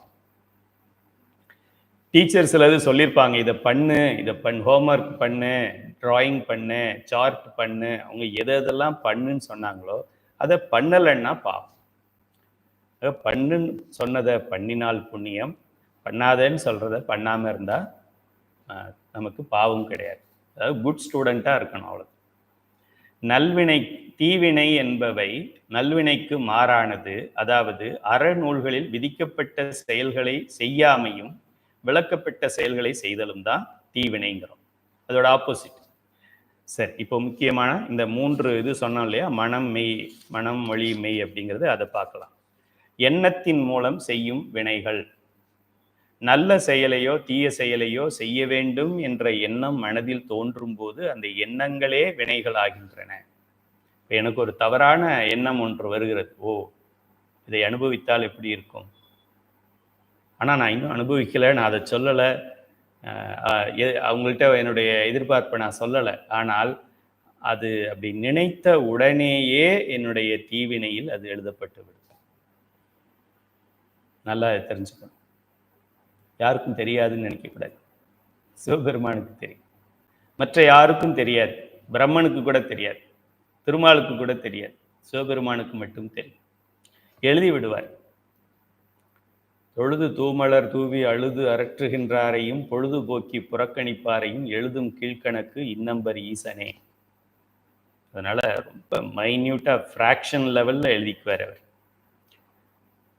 அந்த எண்ணங்களே வினைகள் ஆகின்றன. ஒருவரின் சொத்தை நாம் அபகரிக்க வேண்டும் என்று நினைத்த உடனேயே அது நம் பாவக்கணக்கில் பதிவு செய்யப்பட்டுவிடும். பக்கத்து வீட்டு பிளாட் நமக்கு கொஞ்சம் ஃப்ரீயா இருக்கு, அதுல ஒரு 2 feet தள்ளி நம்ம யூஸ் பண்ணிக்கலாம், அவர் தான் இங்க இல்லையே, அவர் வேற இடத்துல இருக்காரு, வந்தா பார்த்துக்கலாம், அவர் ரொம்ப புவர் மேன், அவரை கொஞ்சம் மிரட்டி நம்ம வாங்கிடலாம் அப்படின்னு ஒன்றும் பண்ணலாம் என்ற எண்ணம் வந்த உடனேயே அதுவே கணக்கில் பதிவு செய்யப்பட்டு விட்டது, நீ பண்ணிட்டேன்னு சொல்லி. இப்போ எவ்வளோ டேஞ்சரஸ் பாருங்க. இப்போ இந்த மனதை அந்த தீய எண்ணங்கள் இதுக்குள்ள புகுந்துராம பார்த்துக்கணும். தீய எண்ணங்கள் புகுந்துராம பார்க்கணும் அப்படின்னா முதல் பாயிண்ட், அசைவம் சாப்பிடக்கூடாது. ஏனென்றால் அசைவ உணவு இந்த தீய எண்ணங்களை கூட்டும், மல்டிப்ளை பண்ணும், எக்ஸ்பொனென்ஷியலா மல்டிப்ளை பண்ணும். யாரை அடிக்கலாம், யாரை குத்தலாம், யாருக்கிட்ட சண்டை போடலாம். அடாடா காலையில் ஒருத்தர் பஸ்ஸில் இடித்தார், அவரை நம்ம சும்மா விட்டுட்டு வந்துட்டோமே, பலார்னு ஒரு அறையாவது கொடுத்துட்டு வந்திருக்கணும் நெக்ஸ்ட் டைம் அப்படின்னு சொல்லி நமக்கு எண்ணங்கள் எல்லாம் முரட்டு எண்ணங்களாகவும் சண்டைக்கு உடிக்கிய எண்ணங்களாகவும் சோம்பேறியாகிய எண்ணங்களாகவும் அந்த எண்ணங்களை எல்லாம் உருவாக்குவது அசைவ உணவு. அதை சாப்பிட்டுட்டு அந்த தீய எண்ணங்களை நம்ம மனதில் ஓட விட்டு அப்புறமா சிவபெருமான் எனக்கு துன்பம் பண்றாரு அப்படின்னா சிவபெருமான் என்ன பண்ணுவார்? Helpless man. அது ரொம்ப அந்த ஃபர்ஸ்ட் ஃபண்டமெண்டல். ஏன் அசைவம் சாப்பிடக்கூடாதுன்னு சொல்றாங்க? உடனே சைவ சித்தாந்த கிளாஸ்ல இருந்து விலகிடாதீங்க. ஐயா அசைவம் சாப்பிடக்கூடாதுன்னு சொல்றாரு, என்னால் அது மாதிரிலாம் இருக்க முடியாது, அது வேணா தமிழ்நாட்டுக்கு ஓகே, மலேசியாவுக்கு ஓகே கிடையாது, எனக்கு ஓகேயா இருக்கலாம், என்னோட ஃபேமிலியில யாரும் ஓகே இல்லை. நீங்க சாப்பிடுங்க, 3 வேளையும் 365 நாளும் அசைவம் மட்டுமே சாப்பிடுங்க, ரைஸ் கூட பண்ண வேண்டாம். என்ன செய்யும் என்றால் தீய எண்ணத்தை கொடுக்கும். அவ்வளோ. தீய எண்ணத்தை கொடுத்தால் பாவமாக பதிவு செய்யப்பட்டு கீழ் கீழ் கீழ் கீழ் கீழ் கேவல பிறவிகள் வரும். அவ்வளோ. இப்போ இங்க வைக்கிற அந்த சிக்கன் 65 ஆர் ஃப்ரைட் ஆர் என்ன பேர் சொல்றோமோ அதெல்லாம் இங்க வரைக்கும் போற வரைக்கும் தான் அதோட டேஸ்ட் நமக்கு, இல்லையா? அதுக்கப்புறம் எந்த டேஸ்ட்டும் கிடையாது. இங்கிருந்து இது வரைக்கும் போன டேஸ்டை அனுபவிப்பதற்கு இன்னும் 1000 பிறவிகளிலே துன்பத்தை, பல்வேறு வகையான துன்பத்தை நாம் அனுபவிக்க போயிட்டு. இப்போ நீங்க முடிவு பண்ணிக்கங்க, இது சாப்பிடலாமா வேண்டாமா என்பது உங்களுடைய முடிவு. ஒருவரின் சொத்தை நாம் அபகரிக்க வேண்டும் என்று நினைத்தவுடனேயே அது நம் பாவ கணக்கில் பதிவு செய்யப்பட்டு விடும். அவ்வளவு சென்சிட்டிவானது இந்த எண்ண வினைகள். ஆக எனக்கு நல்ல எண்ணங்களே இருக்கும், தீய எண்ணம் வந்துடக்கூடாது. ஐயா நான் என்ன பண்ணணும், இவ்வளோ டேஞ்சர், இவ்வளோ சீரியஸ்ன்னு எனக்கு இப்போதான் தெரியுது.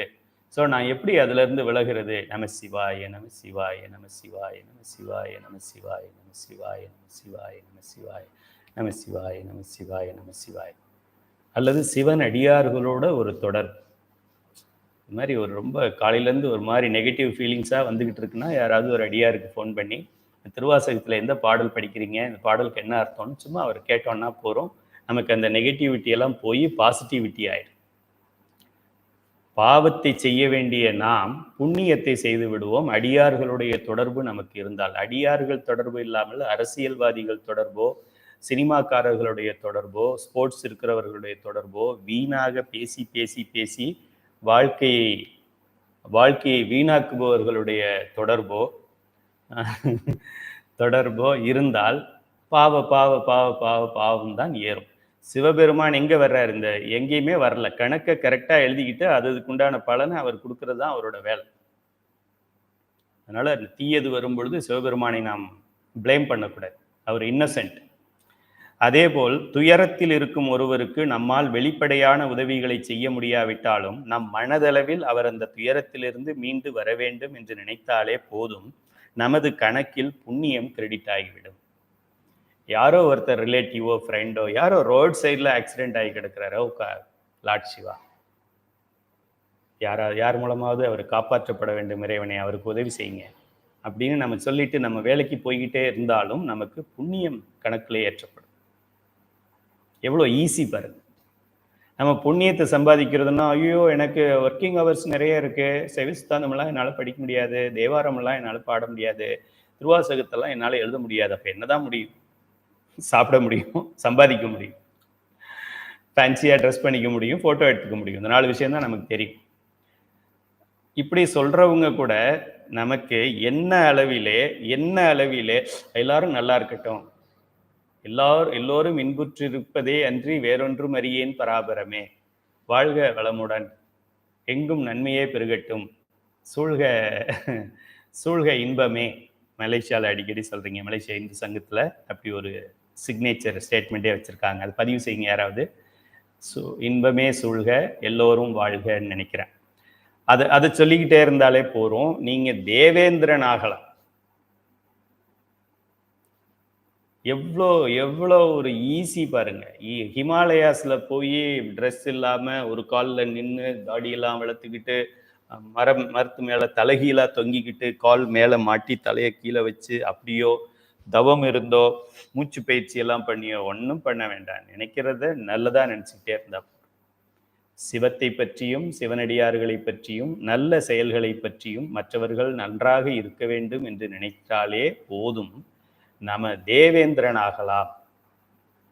தெரிந்து கொள்ளுங்கள். ரொம்ப ரொம்ப ஈஸி. பாவமும் ஈஸி, புண்ணியமும் ஈஸி. இப்போ மனதை ரொம்ப கேர்ஃபுல்லாக பார்த்துக்கணும். வீட்டுக்குள்ளே திருடன் வந்துடாமல் இருக்கிறதுக்கு சிசிடிவி கேமரா வச்சுருக்கிறோம், டோர் லாக் வைக்கிறோம், அப்புறம் நம்பர் லாக் வைக்கிறோம், டிஜிட்டல் லாக் வச்சுருக்கிறோம்.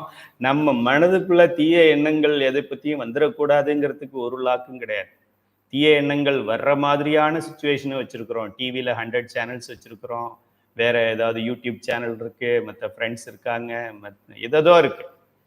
தீய எண்ணங்கள் வருவதற்கு ஒன்றும் பண்ண வேண்டாம். நீங்கள் வெளியில் அப்படி வாசலில் வந்து நின்னாலே தீய எண்ணங்கள் நிறைய பார்க்கலாம். நீங்கள் எப்படியெல்லாம் இது பண்ணிக்கிறாங்க, எப்படி சண்டை போட்டுக்கிறாங்க, எப்படி ஒருத்தருடைய சொத்தை இன்னொருத்தர் அபகரிக்கிறாங்க, எப்படி ஒருத்தர் நான் தான் பெரியவன் நீ தான் பெரியவன் சண்டை போட்டுக்கிறாங்க. இதெல்லாமே நீங்கள் வெளியில் வந்தால் பார்க்கலாம்.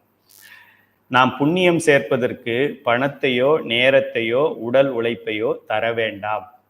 டொனேஷன் பண்ணினால்தான் புண்ணியம் என்று அர்த்தம் இல்லை. மனது அளவிலே இவர் நல்லாக இருக்கட்டும், இந்த உயிர்கள் நன்றாக இருக்கட்டும், எல்லோரும் இன்புற்று இருக்க வேண்டும், எல்லோருக்கும் இந்த சைவ சித்தாந்த அடிப்படை தெரிந்திருக்க வேண்டும், எல்லோரும் பஞ்சபுராணம் பாட வேண்டும், இறைவா எல்லோரும் அந்த பஞ்சபுராணத்தை பாட வேண்டும், எல்லோரும் திருமுறைகளை பாட வேண்டும், எல்லோரும் திருவாசகத்தை பாட வேண்டும், திருவாசகத்தின் பொருளை உணர வேண்டும், நான் பெற்ற இந்த பதி பசு பாசங்கிற ஒரு அறிவை எல்லோரும் பெற வேண்டும், எல்லோரும் இந்த பாவத்தை செய்யாமல் புண்ணியத்தை செய்ய வேண்டும் அப்படின்னு சொல்லி நம்ம நினைச்சுக்கிட்டே இருந்தா போதும், சொர்க்கம் கிடைக்கும் நமக்கு. மற்ற உயிர்கள் துன்பங்கள் இல்லாமல் நன்றாக வாழட்டும் என்று நினைத்தாலே போதும், அதுவே நமக்கு புண்ணியத்தை தரும். மகாகவி பாரதியார் தன்னுடைய பாடலில் பூமண்டலத்தில் அன்பும் பொறையும் விளங்குக, விளங்குச்சா இல்லையா நமக்கு தெரியாது, விளங்குமா இல்லையா நமக்கு தெரியாது, நம்ம எண்ணம் விளங்குக, வான்முகில் வளாது பெய்க, மலி வளம் சுரக்க, மன்னன் கோன்முறை அரசு செய்க, குறைவிலாது உயிர்கள் வாழ்க, நான்மறை அறங்கள் ஓங்க, நல்ல தவம் நல்ல வேள்வி மல்க, மேன்மைகள் சைவ நீதி விளங்குக உலகமெல்லாம். இதுல என்ன கஷ்டம் நமக்கு? ஓடி புண்ணியம் இப்ப நமக்கு. கோடி புண்ணியம் இருக்கு. நம்ம என்ன நினச்சிட்டு இருக்கோம், இந்த பாட்டை ஏதோ சீக்கிரம் அது பாட்டு பாடிட்டா ஓகே, எல்லாம் அபிஷேகம் முடிஞ்சிருச்சு, வீட்டுக்கு போகலான்னு அர்த்தம் அப்படின்னு பேக் பண்ணி கிளம்பிடுறோம். அப்படி கிடையாது, வாழ்த்தி இருக்கிறோம் நம்ம. ஆக இதில் பாரதியார் இது போல பாடியிருக்கிறார். நிறைய பேர் அதை பற்றி பாடியிருக்கிறாங்க. துன்பமும் மிடிமையும் நோவும் சாவும் நீங்கி சார்ந்த பல்லுயிரெல்லாம் இன்புற்று வாழ்க அப்படின்னு சொல்லி பாரதியாரோட. வள்ளல் பெருமான் சொல்லி வாடிய பயிரை கண்ட போதெல்லாம் வாடினேன். கார்டன்ல இருக்கிற ஒரு கிராஸ் வந்து வாடி போய் இருந்தது அப்படின்னா மைண்ட் ரொம்ப அப்செட் ஆகி டிப்ரெஸ் ஆயிடுவாராம் ராமலிங்க அடி. நம்ம கார்டன்ல கிராஸ் கொஞ்சம் வாடி போய் இருந்தா நம்ம என்னைக்காவது அப்செட் ஆயிருப்போமா? செல்ஃபி எடுக்கிறதுக்காக கார்டன்ல கிராஸ் மேலேயே நின்று நம்ம செல்ஃபி எடுத்துக்கிட்டு இருக்கோம், ரீல்ஸ் எடுத்துக்கிட்டு இருக்கோம். எப்படி இருக்கிறாங்க பாருங்க. அதான் அருளாளர்களுக்கும் ஆர்டினரி ஆள்களுக்கும் சம்பந்தம், அது வேறுபாடு. எளிமையாக சொன்னால் நம் எண்ணங்கள் நல்ல எண்ணங்களாக இருக்க வேண்டும், அவ்வளோதான். Very very simple. சைவ சித்தாந்தம் மாதிரியும் சைவ உலகம் மாதிரியும் முக்தி அடைகிறதுக்கு எளிமையான வழியை வேற எங்கேயும் சொல்லப்படவில்லை, இங்கே தான் சொல்லப்பட்டது. இப்போ நம்மளுடைய எண்ணங்களுக்கு மூலப்பொருள்கள் நம் உணவு. இந்த எண்ணம் எப்படி மாறிக்கிட்டே இருக்கு, உள்ள நான் சாப்பிட்ருக்கிற உணவை பொறுத்து இந்த எண்ணம் இன்ஃப்ளூயன்ஸ் பண்ணுது. இப்போ நான் நார்மலாக பேசிகிட்டு இருக்கேன் உங்கள்கிட்ட, சும்மா ஒரு பேச்சுக்கு சொல்கிறேன். நான் இப்போ ஒரு 2 கிளாஸ் ஆல்கஹால் எடுத்துக்கிறேன், விஸ்கி பிராண்டி ஒன்று குடிச்சிட்டு, பதி பசு வாசம் என்பது oh my dear friends don't talk பதி என்றார் அப்படின்னு பேசுவேன். ஏன்? ஆக்சுவலாக கைலை துரைசாமி ரொம்ப நல்லவர், வெரி சாஃப்ட் பர்சன். இப்போ 5 மினிட்ஸ் முன்னாடி கரெக்டாக தான் இருந்தார். இப்போ நடுவில் ஏதோ டீ குடிக்கிற மாதிரி குடித்தார். இப்போ அப்படியே டிஃப்ரெண்ட்டாக பிஹேவ் பண்ணுறாரு. ஏன் டிஃப்ரெண்ட்டாக பிஹேவ் பண்ணுறாரு? அவர் அப்படியே தான் பிஹேவ் பண்ணுறாரு. அவர் உள்ளே போனது இருக்கே, அது அவரை டிஃப்ரெண்ட்டாக பிஹேவ் பண்ண வைக்குது. இப்போ நான் உள்ளே எதை எடுத்துக்கிறோம், அந்த உள்ளே எடுத்ததால் என்னுடைய எண்ணம் தவறாக வந்து எனக்கு பாவம் சேர்ந்து விட்டால் நான் தான் எந்த பிறவியிலேயாவது கீழ் பிறவியில் இந்த துன்பத்தை அனுபவித்தே ஆக வேண்டும். என் தாயோ மனைவியோ இதுக்கு சம்மந்தமே கிடையாது. இதுல இருந்து நான் எஸ்கேப் ஆகவும் முடியாது. இது என்னுடைய வினை. என்னுடைய வினைகள்லாம் கொஞ்சம் எடுத்து இவருக்கு கொடுத்துருங்க, என் பிள்ளைக்கு கொடுத்துருங்க அப்படியெல்லாம் சொல்ல முடியாது. நியதி தத்துவம் என்பது அந்தந்த உயிர்கள் அதோடைய வினையை அனுபவித்தாக வேண்டும். இப்போ ஒரு 1/2 hour நான் ஒரு ஃப்ரெண்ட்ஸ் கூட ஒரு போதையில் நான் இருக்கணும், அவங்கள என்டர்டெயின் பண்ணணும்னு சொல்லி ஏன் எண்ணம் தீய எண்ணம் ஆக்கியது. ஃப்ரெண்ட்ஸ் எல்லாம் ஜாலியாக போயிடுவாங்க, நான் இன்னும் 1000 பிறவிகளில் துன்பப்பட்டு அழிந்து நொந்து செத்து கொண்டிருப்பேன். இது தேவையாது நமக்கு என்று தூக்கி உதறிவிட வேண்டும். நம் உணவு, நம் நண்பர்கள், யாரோட சேர்றோம் அது ரொம்ப முக்கியம். யாரோட இப்போ நம்மலாம் இந்த வகுப்பில் சேர்ந்துருக்கோம், இப்போ சித்தாந்தத்தை சிந்திக்கிறோம். இதே வேற ஏதாவது ஒரு சூப்பர் சிங்கர் ஷோவில் நம்ம கலந்துருந்தோம்னா சூப்பர் சிங்கரை பற்றி தான் நம்ம சிந்திப்போம். ஏன்? அங்கே சுற்றி இருக்கிறவங்களாம் அதானே பண்ணிட்டு இருக்காங்க, அந்த ஈவெண்ட் அதுதானே. இப்போ நான் ஒரு கிரிக்கெட் மேட்ச்சில் போய் உட்காந்துருக்கேன், ஐபிஎல் நடக்குது, இந்தியன் பிரீமியர் லீக் இங்கே இந்தியாவில் நடந்துகிட்டு இருக்கு. அந்த மேட்ச்சில் டிக்கெட் வாங்கிட்டு நான் போய் உட்காந்துருக்கேன், 6 அடிக்கிறாங்க, ஓ அப்படிதான் நான் பண்ண முடியும். ஏன்? அங்கே சார்ந்து இருக்கிறத பொறுத்து தான் நான் பிஹேவ் பண்ண போகிறேன். இதனால தான் மாணிக்கவாசகர் கூட இறைவனுடைய அருளை பெற்று திருப்பெருந்துறையில் பெற்றும் கூட அதுக்கு பின்னாடி வருகின்ற பாடல்களிலே தில்லையில் பாடும் பொழுது கூட அடியார் நடுவுள் இருக்கும் அருளை புரியாய், அடியார் நடுவுள் இருக்கும் அருளை புரியாய், நின் தொழும்பரோடு கூட்டாய், நின் தொழும்பரோடு சேர்ப்பாய் அப்படிதான் வேண்டுகிறார். ஏன்? நல்லவங்களோட சேர்ந்தா நல்ல எண்ணம் வரும், தீயவங்களோட சேர்ந்தா தீய எண்ணம் வரும். பூவோட சேர்ந்த நாரும் மனம் பெறும், பன்றியோடு சேர்ந்த கன்றும் மலம் தின்னும், உயிரின் இயல்பு சார்ந்ததின் வண்ணம்.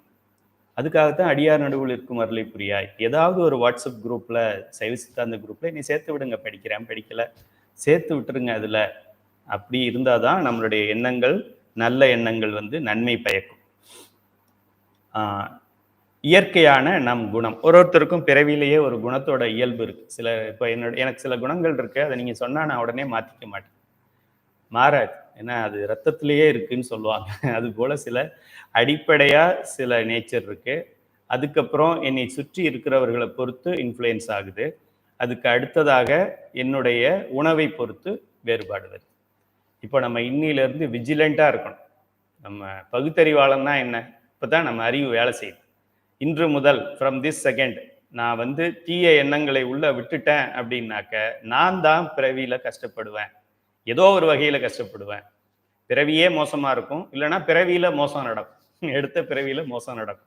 ஆக நான் தீய எண்ணங்களே உள்ளே விடக்கூடாது, தீய எண்ணங்கள் உள்ளே வரக்கூடாது, தீய எண்ணங்கள் உள்ள வரும், தீய எண்ணங்கள் உள்ள இருக்கும், தீய எண்ணங்கள் வரும், தீய எப்படி அப்படி சொல்லிக்கிட்டே இருந்தால் தீய எண்ணங்கள் எப்படி வராமல் இருக்கும்? நம்ம சிவாய நம்ம சிவாய நம்ம சிவாய நம்ம சிவாய நம்ம சிவாய நம்ம சிவாய நம்ம சிவாய நம்ம சிவாய நம்ம சிவாய நம்ம சிவாய நம்ம திருச்சிட்டம்பலம் திருச்சிட்டம்பலம் திருச்சிட்டம்பலம் திருச்சிட்டம்பலம் திருச்சிட்டம்பலம் திருச்சிட்டம்பலம் திருச்சிட்டம்பலம் சிவ சிவ சிவ சிவ சிவ சிவ சிவ சிவ சிவ சிவ சிவ சிவ சிவ சிவ.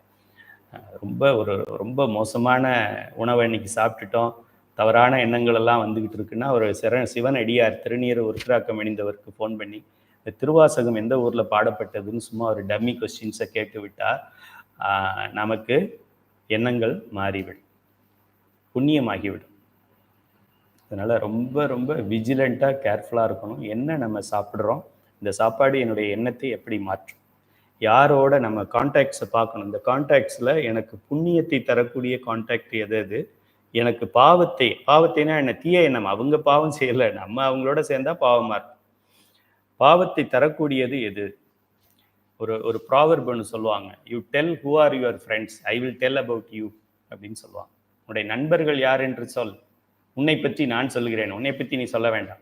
கைலை துரைசாமி, ஓகே, உங்களை பற்றி நீங்கள் ஒன்றும் சொல்ல வேண்டாம், உங்களுடைய ஃப்ரெண்ட்ஸ் யார் யாருன்னு சொல்லுங்கள். இப்போ நான் சொல்கிறேன், ஃபர்ஸ்ட் சீனில் நான் சொல்கிறேன், என்னுடைய ஃப்ரெண்டு ராஜகம்பீரன் ஒருத்தன் இருக்கான். அவன் மலேசியாலேயே வந்து ஃபர்ஸ்ட் கிரிமினல். அவன் எல்லா போலீஸ் எல்லா ஸ்டேஷன்லையும் எல்லா மாநிலங்கள்லையும் அவன் ஃபோட்டோ ஒட்டியிருக்கிறாங்க. அவனுடைய தலையை கண்டுபிடிச்சிட்டாக்க அவனுக்கு 1000 வெள்ளி பரிசு தருவதாக சொல்லியிருக்கிறாங்க. அவன் என்னுடைய க்ளோஸ் ஃப்ரெண்ட் அப்படின்னு நான் சொன்னேன்னு வச்சுக்கோங்க. ஓ ஓகே ஓகே ஓகே. அப்புறம் வேற யார் உங்கள் ஃப்ரெண்ட்ஸ்? இன்னொரு கொலகாரா மாயா அப்படின்னு ஒருத்தன் இருக்கான். அவன் இப்போ ஜெயிலில் இருக்கான், அதனால் அவனை பற்றி அதிகமாக சொல்ல முடியாது அப்படின்னு சொல்கிறான். அப்படி ஒரு 4-5 பேரை நான் சொன்னேன்.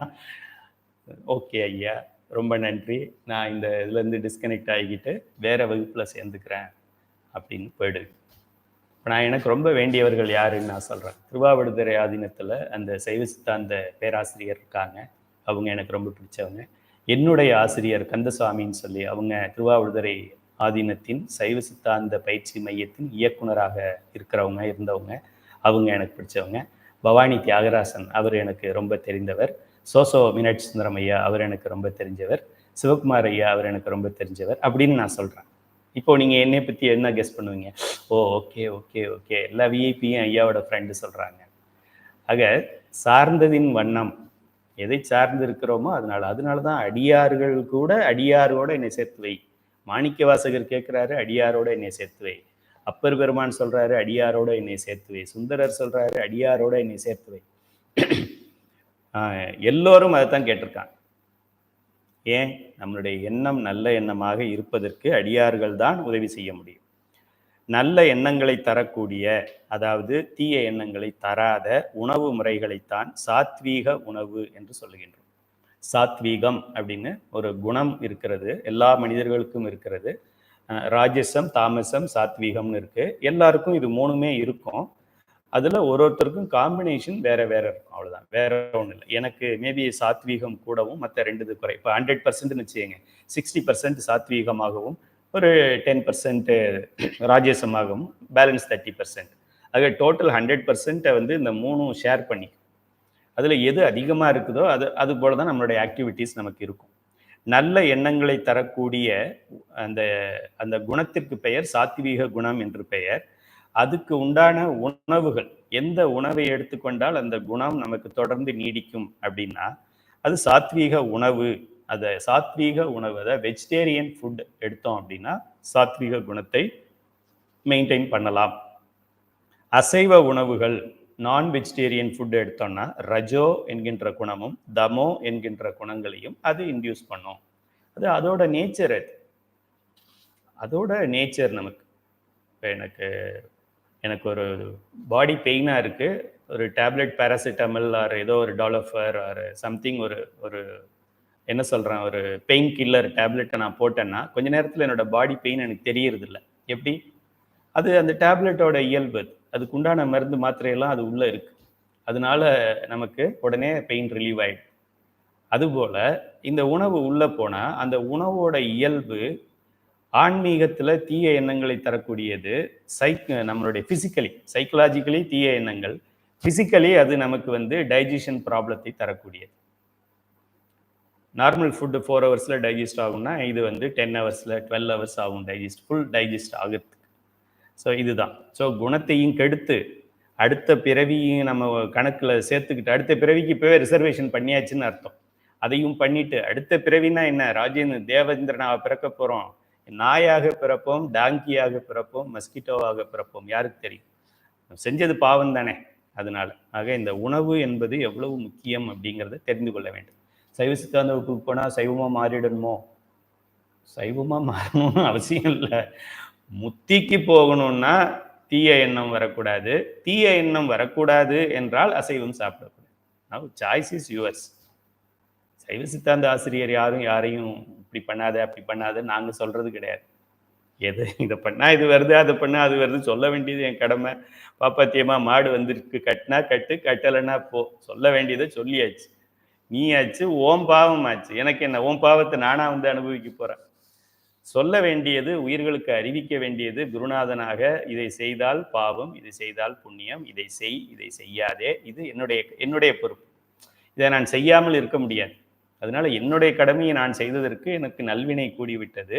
என்னுடைய அறிவுரையை ஏற்றுக்கொள்ளாமல் செய்த தவறையே திரும்பவும் செய்வதற்கு உனக்கு அதுக்குண்டான பலன் உனக்கு கிடைக்க போகுது. அதனால ஆசிரியரை பற்றி நீங்கள் எதுவும் தவறாக சொல்லிட வேண்டாம். தவறு, பாவமோ புண்ணியமோ உங்களுக்கு தான். இப்போ பன்றியை சாப்பிட்றவங்களாம் இருக்காங்கல்ல நிறைய பேர். அதுலேயும் ஒயிட் பிக் இருக்குது, பிளாக் பிக் இருக்குது. ஒயிட் பிக்லையும் ஒயிட் பிக்கோட அந்த என்ன சொல்கிறது, அதோட ஒரு ஆயில் மாதிரி வரும். அதில் அந்த ஆயிலோட அதை ஆயிலோட ஃப்ரை பண்ணி அப்படி லைட்டாக ஒரு ஆம்லெட் சாப்பிட்ற மாதிரி அதை சாப்பிட்டோம் அப்படின்னா, ஆம்லெட்டில் ஆஃப் பாயில் மாதிரி அதை சாப்பிட்டோம்னா அவ்வளோ டேஸ்ட்டாக இருக்கும். இங்கே ஒயிட் பிக் கறி கிடைக்கும் அப்படின்னு போட்டு போர்டெல்லாம் போட்டிருக்கிறாங்க. அங்கே கூட்டமாக நிற்கிறாங்க. ஓ காட்! பன்றியை சாப்பிட்டால், மாட்டை சாப்பிட்டால், ஆட்டை சாப்பிட்டால், ஆடுன்னு சொன்னால் ஆடு, வெள்ளை ஆடு, செம்மறி ஆடு, எல்லாம் பிளாக் ஷீப்பு, ஒயிட் ஷீப்பு, எல்லா ஷீப்பும் அதில் வந்துருச்சுன்னு அர்த்தம். கோழி, சிக்கன், எந்த சிக்கனாக இருந்தாலும், மீன் என்று சொல்லக்கூடிய ஃபிஷ், உதாரணத்துக்காக எழுதியிருக்கிறோம். இவைகளை கொன்று நாம் உண்ணும் போது நம்ம சாப்பிட்றதுக்கு previous day it was alive. நம்ம சாப்பிட்றப்போ it was killed, it has been killed. இது கொல்லப்பட்டிருக்கிறது. எல்லாமே நம்ம சாப்பிட்றதுக்கு முன்னாடி அது உயிரோடு இருந்தது. அதுக்கு 1000 கனவுகள் இருக்கும். அதோட பிள்ளையை நல்லா படிக்க வைக்க வேண்டும், அதை ஒரு இன்ஜினியர் ஆக்க வேண்டும், டாக்டர் ஆக்க வேண்டும், நல்ல வாழ்க்கை அதுக்கு கிடைக்க வேண்டும். இன்னும் நாளைக்கு சாப்பிட்றதுக்கு அதெல்லாம் ரிசர்வ் பண்ணி வச்சுருந்துருக்கும். இந்த பிள்ளை நாளைக்கு மேயலாம், இந்த இடத்துல போய் நாளைக்கு சாப்பிடலான்னு பல்வேறு கற்பனைகளோடு வாழ்ந்து கொண்டிருந்த அந்த உயிரை அறுத்து அது துடிக்க துடிக்க துடிக்க துடிக்க கத்த கத்த கத்த அதை ஒரு பாயில்டு வாட்டருக்குள்ளேயோ இல்லை ஒரு மிஷினுக்குள்ளேயோ போட்டு ஸ்கின்னை ரிமூவ் பண்ணி அதை கட் பண்ணி போன் தனியாக, இது டிஷ்யூஸ் தனியாக அப்படி கட் பண்ணி அதை சிலதை ஃப்ரை பண்ணி, சிலதை சாம்பார் வச்சு, சிலதை நாளைக்கு ஃப்ரிட்ஜில் க்ளீன் பண்ணி வச்சு, கடவுளே அதெல்லாம் பண்ணால் என்ன ஆகும்னா, ஒன்றும் தவறு இல்லை, என்ன ஆகும், உயிரை கொன்ற பாவம் நம்மை சேரும். அந்த உயிர் சாகும் பொழுது ஒரு சிக்கன் ஸ்டால் போகிறோம், சிக்கன் எடுக்கிறோம். அந்த சிக்கன் பண்ணுறவர் உள்ள அந்த சிக்கன் உயிரோடு இருக்குல்ல, அந்த கேஜில் போட்டிருப்பாங்க உள்ள, அதுலேருந்து ஒரு சிக்கனை பிடிச்சி தான் நம்ம கட் பண்ணி தருவார். அதை பிடிக்கும் பொழுது அது என்ன சொல்லுது, I will come please call me அப்படின்னு எல்லாம் சண்டை போட்டுக்கிட்டு நான் வர்றேன்னு முன்னாடி ஓடி வருதா, இல்லை வேண்டாம் பின்னாடி பயந்து ஓடுதா? ஓடுனதையும் அப்படியே உள்ள நீட்டி அமுக்கி பிடிச்சி அதை எடுத்து கட் பண்ணி அதை ஒரு மனிதன் சாப்பிடுகிறான் என்றால் அது என்ன நினைக்கும்? என்னுடைய உடலை சாப்பிட்டு உன் உடலை வளர்க்கணும்னு நினைக்கிறியே, நீ மனிதனா? உன்னை விட கீழான பிறவி நான், கீழான பிறவியாகி என்னுடைய உடலை சாப்பிடுகிறாயே, நீ மனிதனா? உன் பிள்ளையின் உடலை சாப்பிடக்கூடாதா? உன் மனைவியின் உடலை நீ சாப்பிடக்கூடாதா? என்னுடைய உடலை சாப்பிடுகிறாய், நீ மனிதனா? உன் குடும்பம் நாசமா போக, உனக்கு பிள்ளை பிறக்காம போக, பிள்ளையாலேயே நீ கஷ்டத்தை அனுபவிக்க, பிள்ளைங்கிறதே உனக்கு இனிமே பிள்ளைங்கிறதே உனக்கு சாபமாக போக அப்படின்னு சொல்லுமா? இல்லை பி ஹாப்பி, வாழ்க வளமுடன், enjoy your life, you will get good life அப்படி சொல்லுமா? சாப்பிட்றதெல்லாம் அறுத்து சாப்பிட்டுட்டு அப்புறம் துன்பம் வருமா? ஆக்சிடென்ட் ஆயிடுச்சுன்னா, கோயிலுக்கு போகும்போது ஆக்சிடென்ட் ஆயிடுச்சு, அப்போ சிவபெருமான் என்ன பண்ணார்? நான் இப்போ வேற எங்கேயும் ஆஃபீஸ் போகும்போது ஆக்சிடென்ட் ஆனால் பரவாயில்ல, ஸ்ட்ரைட்டாகவே சிவா டெம்பிளுக்கு போகிறேன், சிவா டெம்பிள் வாசல் அங்கேயே அந்த ஸ்டெப்பில் இப்படி கொஞ்சம் கால் ட்விஸ்ட் ஆகி விழுந்து ஃப்ராக்சர் ஆயிடுச்சு.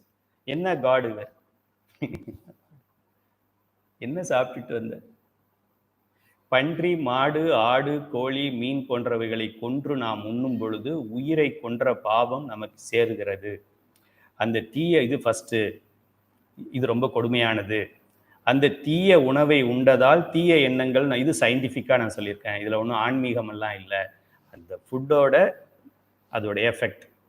இப்போ எப்படி அது சாப்பிட்டா ப்ரோட்டீன்ஸ் கூடுது, விட்டமின்ஸ் கூடுது, விட்டமின் பி அதில் இருக்குது, இதில் என்ன இருக்குது, ப்ரோட்டீன் B12 அதில் இருக்குது, அதில் கால்சியம் இருக்குது, அதில் சுகர் இருக்குது, அதெல்லாம் சொல்கிறாங்க இல்லையா? அதை டாக்டர் சொல்லாதது, ஷாப்பில் சொல்லாதது என்னன்னா, இதில் உனக்கு பாவமும் இருக்குது, துன்ப பிறவி இருக்குங்கிறத யாரும் சொல்கிறது. மற்ற எல்லாம் போர்டில் போட்டிருப்பாங்க, டாக்டர்ஸே ரெக்கமெண்ட் பண்ணுவாங்க, நம்ம ஃப்ரெண்ட்ஸ் ரிலேட்டிவ்ஸ் எல்லாம் ரெக்கமெண்ட் பண்ணுவாங்க. ஏன் பேரண்ட்ஸே பிள்ளைங்களை கம்பல் பண்ணி சாப்பிட வைக்கிற பேரண்ட்ஸ் இருக்காங்க. அப்போ தான் நீ ஸ்ட்ராங்காக வரலாம். பாடியை ஸ்ட்ராங்காக வளர்த்துட்டு சேர்த்ததெல்லாம் பாவமாக சேர்த்துட்டானா எப்படி அவனுக்கு நல்லது நடக்கும்? பிள்ளைங்களோட பாடியை ஸ்ட்ராங் பண்ணுறது முக்கியமாக, பிள்ளைங்களுக்கு பாவம் வராமல் பார்த்துக்கிறது பெற்றோரோட முக்கியம். அவனுக்கு பாவம் வர்ற மாதிரி ஞாயிற்றுக்கிழமை சாப்பாடு போட்டுட்டு அப்புறமா ஒரு காடி வாங்கி வச்சுருக்கேன், வீடு வாங்கி வச்சுருக்கிறேன் அப்படின்னு சொன்னால் அதை வாங்கி வச்சு என்ன பண்ணுறது? பாவத்தை சேர்க்காம நம்ம இருக்கணும். ஒரு மிருகத்தை இன்னொரு மிருகம் தின்னும், சைக்கிளிக்கல்னு சொல்லுவான். சிங்கத்துக்கெல்லாம் எங்கே போய் நம்ம சிக்கன், சிங்கமெல்லாம் என்ன ரைஸு, பரோட்டா, சப்பாத்தியாக சாப்பிடும்? வைல்டு அனிமல்ஸ்ன்னு சொல்கிறோம். காட்டில் இருக்கிற பெரிய மிருகங்கள் அதுக்கு கீழே இருக்கிற மிருகத்தை அடித்து கொண்டு சாப்பிடும். அது பாவமா புண்ணியமா அந்த கணக்கு அப்புறம் பேசுவோம். நமக்கு வர்ற பாவ புண்ணியத்தை பற்றி நம்ம முதல்ல பேசுவோம். இப்போ ஒரு அனிமல் இன்னொரு அனிமலை சாப்பிடுகிறது பார்க்குறோம் நம்ம. இப்போ இந்த அனிமல், கைலை துரைசாமிங்கிற அனிமல் இன்னொரு அனிமல் ஆகிய ஆடு, மாடு, கோழி, பன்றி, ஃபிஷ் அதை கொன்று சாப்பிடுகிறது என்றால் நான் மட்டும் அப்புறம் பகுத்தறிவாளன்னு சொல்லி என்ன பண்ணுறது? முனைவர் துரைசாமியாக இருந்து என்ன பண்ணுறது? அனிமல் என்ன செய்தோ அதை தான் நம்ம செய்யறோம். மனிதன் தின்பது, மிருகம் சாப்பிட்றது ஓகே, அதுக்கு அறிவில்லை சாப்பிடுது. நமக்கு அறிவு கொடுத்துருக்கான் கூட. டைகருக்கு என்ன அறிவு இருக்கோ அதை விட ஒரு அறிவு கூட இருக்குது. டைகருக்கு என்ன அறிவு இருக்குது? இது பாவமா புண்ணியமானு தெரிஞ்சுக்கிற அறிவு, பகுத்தறியக்கூடிய அறிவு அதுக்கு இல்லை, அதனால அதை சாப்பிடுது. நமக்கு இது பாவமா புண்ணியமானு பகுத்தறியக்கூடிய அறிவை நமக்கு கொடுத்துட்டான். இது நமக்கு பாவம்னு கைலை துரைசாமி சைவ சித்தாந்த சுடர்ல சொல்லிட்டார். அதுக்கப்புறமும் நாளைக்கு போய் அதை சாப்பிட்டோம் அப்படின்னா அப்போ யாரு காப்பாற்றுவாங்க நம்மளை? சிவபெருமான் கூட காப்பாற்ற முடியாது. நமது எண்ணங்கள் நம்மை சுற்றி இருக்கும் மனிதர்களை பொறுத்தும் அமைகிறது. தீயவர்களோடு சேர்ந்தால் தீய எண்ணங்கள் தோன்றி பாவமாக கணக்கில் ஏறும். நல்லவர்களோடு சேர்ந்தால் நல்ல எண்ணங்கள் தோன்றி புண்ணியமாக நமது கணக்கில் ஏறும்.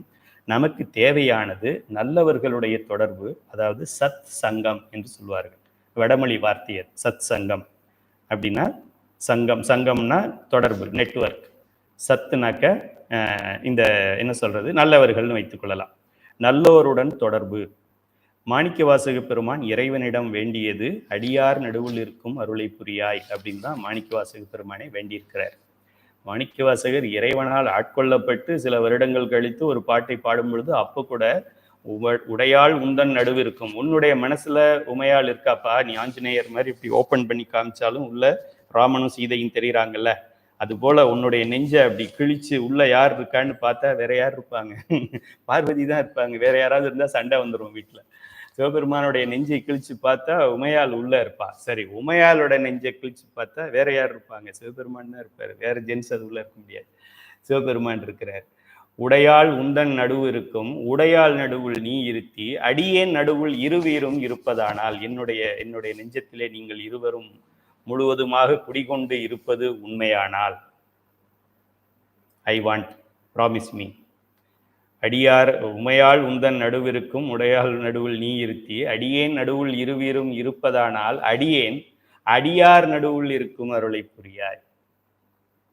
உன் மனதுல பார்வதி இருக்காங்க, பார்வதி மனதுல நீ இருக்க, ஏன் மனதுல நீங்க 2 பேர் இருக்கிறீங்க. நான் எங்க இருக்கணும்னா சிவனடியார்கள், இந்த சைவ சித்தாந்த குரூப்பு, கைலை அறக்கட்டளை, மலேசிய இந்து சங்கம், திருமுறை பயிற்சி வகுப்பு, ஏதாவது ஒரு அடியார்கள் கூட்டத்துக்குள்ள என்னை சேர்த்து வை ப்ளீஸ்.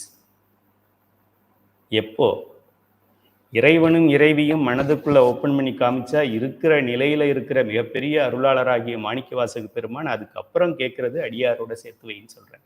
இப்போ எவ்வளோ முக்கியம் பாருங்க. ஏன் அப்படி சொல்றாரு? மற்ற கெட்டவங்களோட சேர்ந்துட்டாருன்னா அவருக்கும் புத்தி கெட்டு போயிடும். புத்தி கட்டுச்சுன்னா திரும்ப அவர் கீழ்பிறவிக்குவார், துன்பம். அதனாலதான் அடியார் நடுவில் இருக்கும் அருளை புரியாயின்னு கேட்கிறார்.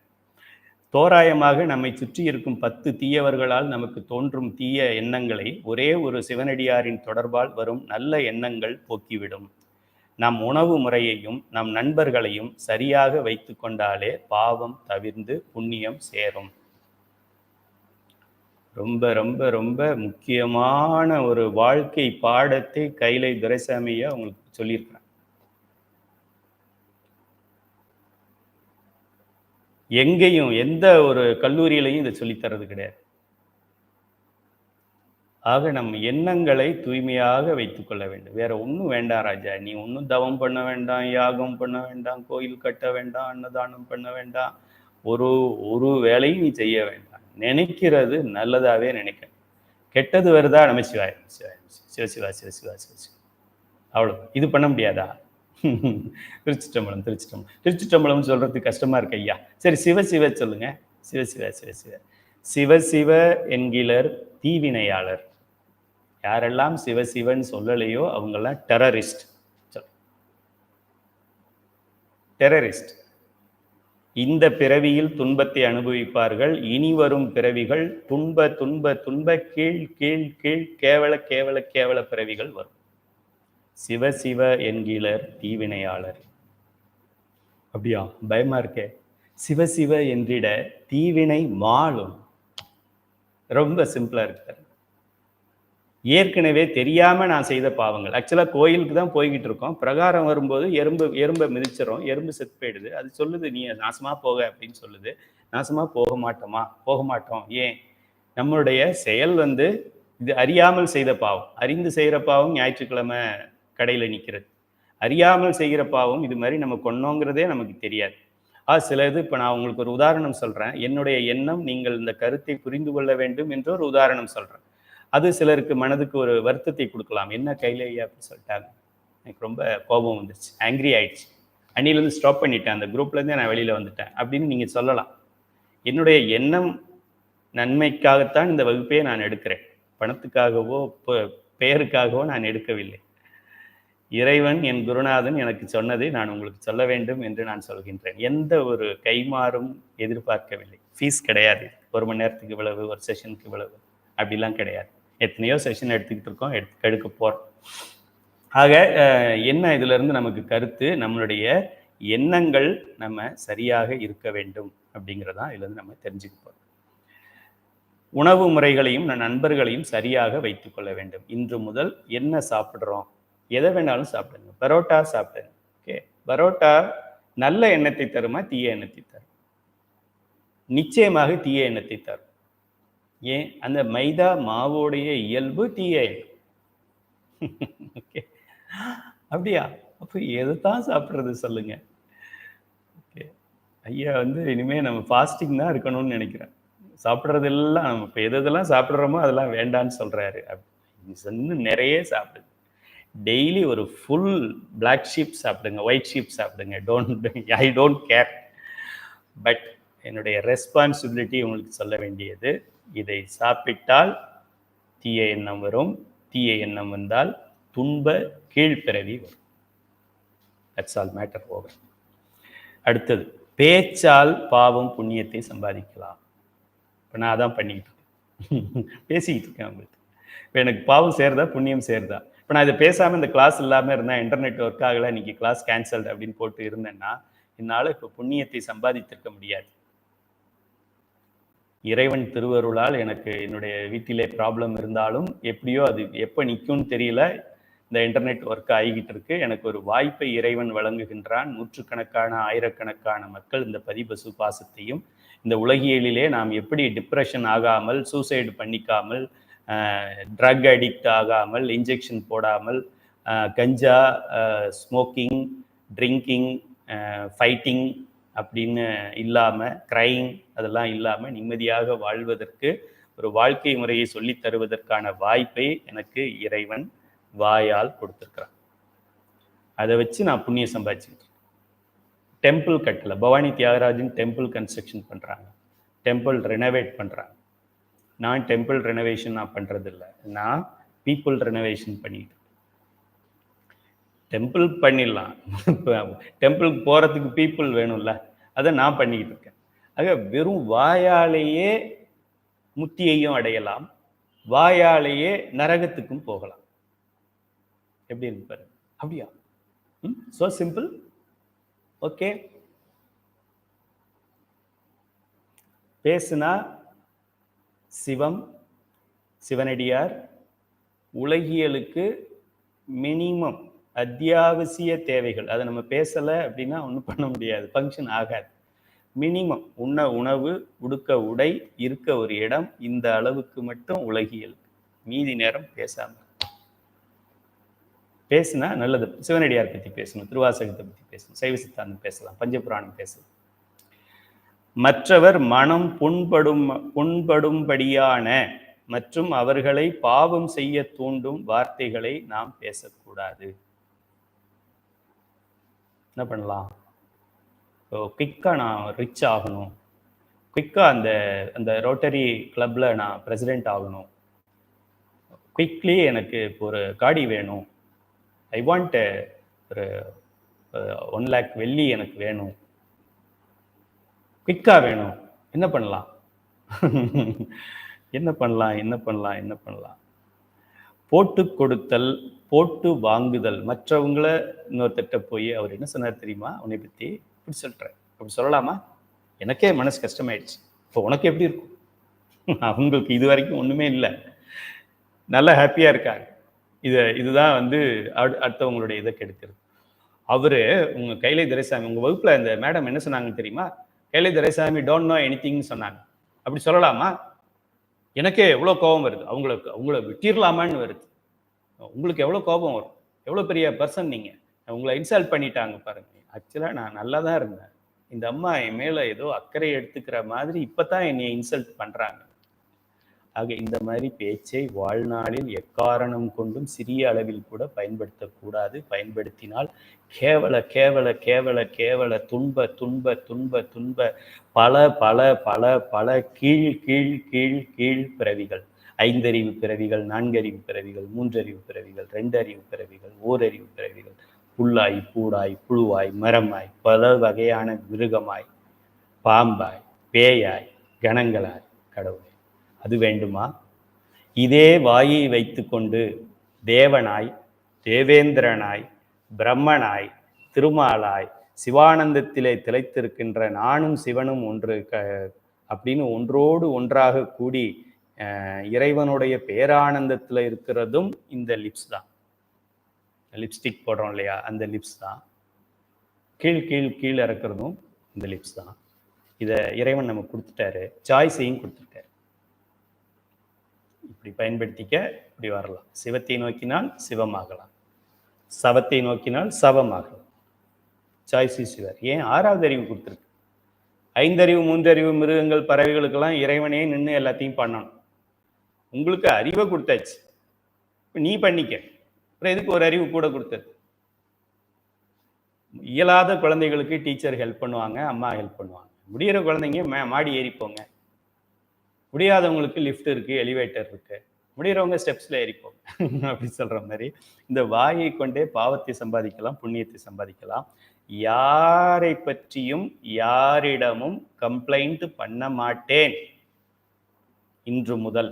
இன்று என்ன தேதி? 9/4/2025, நேரம் 10 மணி 1 நிமிடம். இன்று முதல் ஒருவரை பற்றி தவறாக இன்னொருவரிடம் நான் பேச மாட்டேன். அவர் தவறே செய்திருந்தாலும். நீ யார் அதை பற்றி பேசுறதுக்கு? நீ என்ன பர்ஃபெக்டா? உன்னோட லைஃப் ரொம்ப பர்ஃபெக்டா? உன்னுடைய பர்சனல் மேட்டர்ஸ் எல்லாம் ரொம்ப பர்ஃபெக்டா?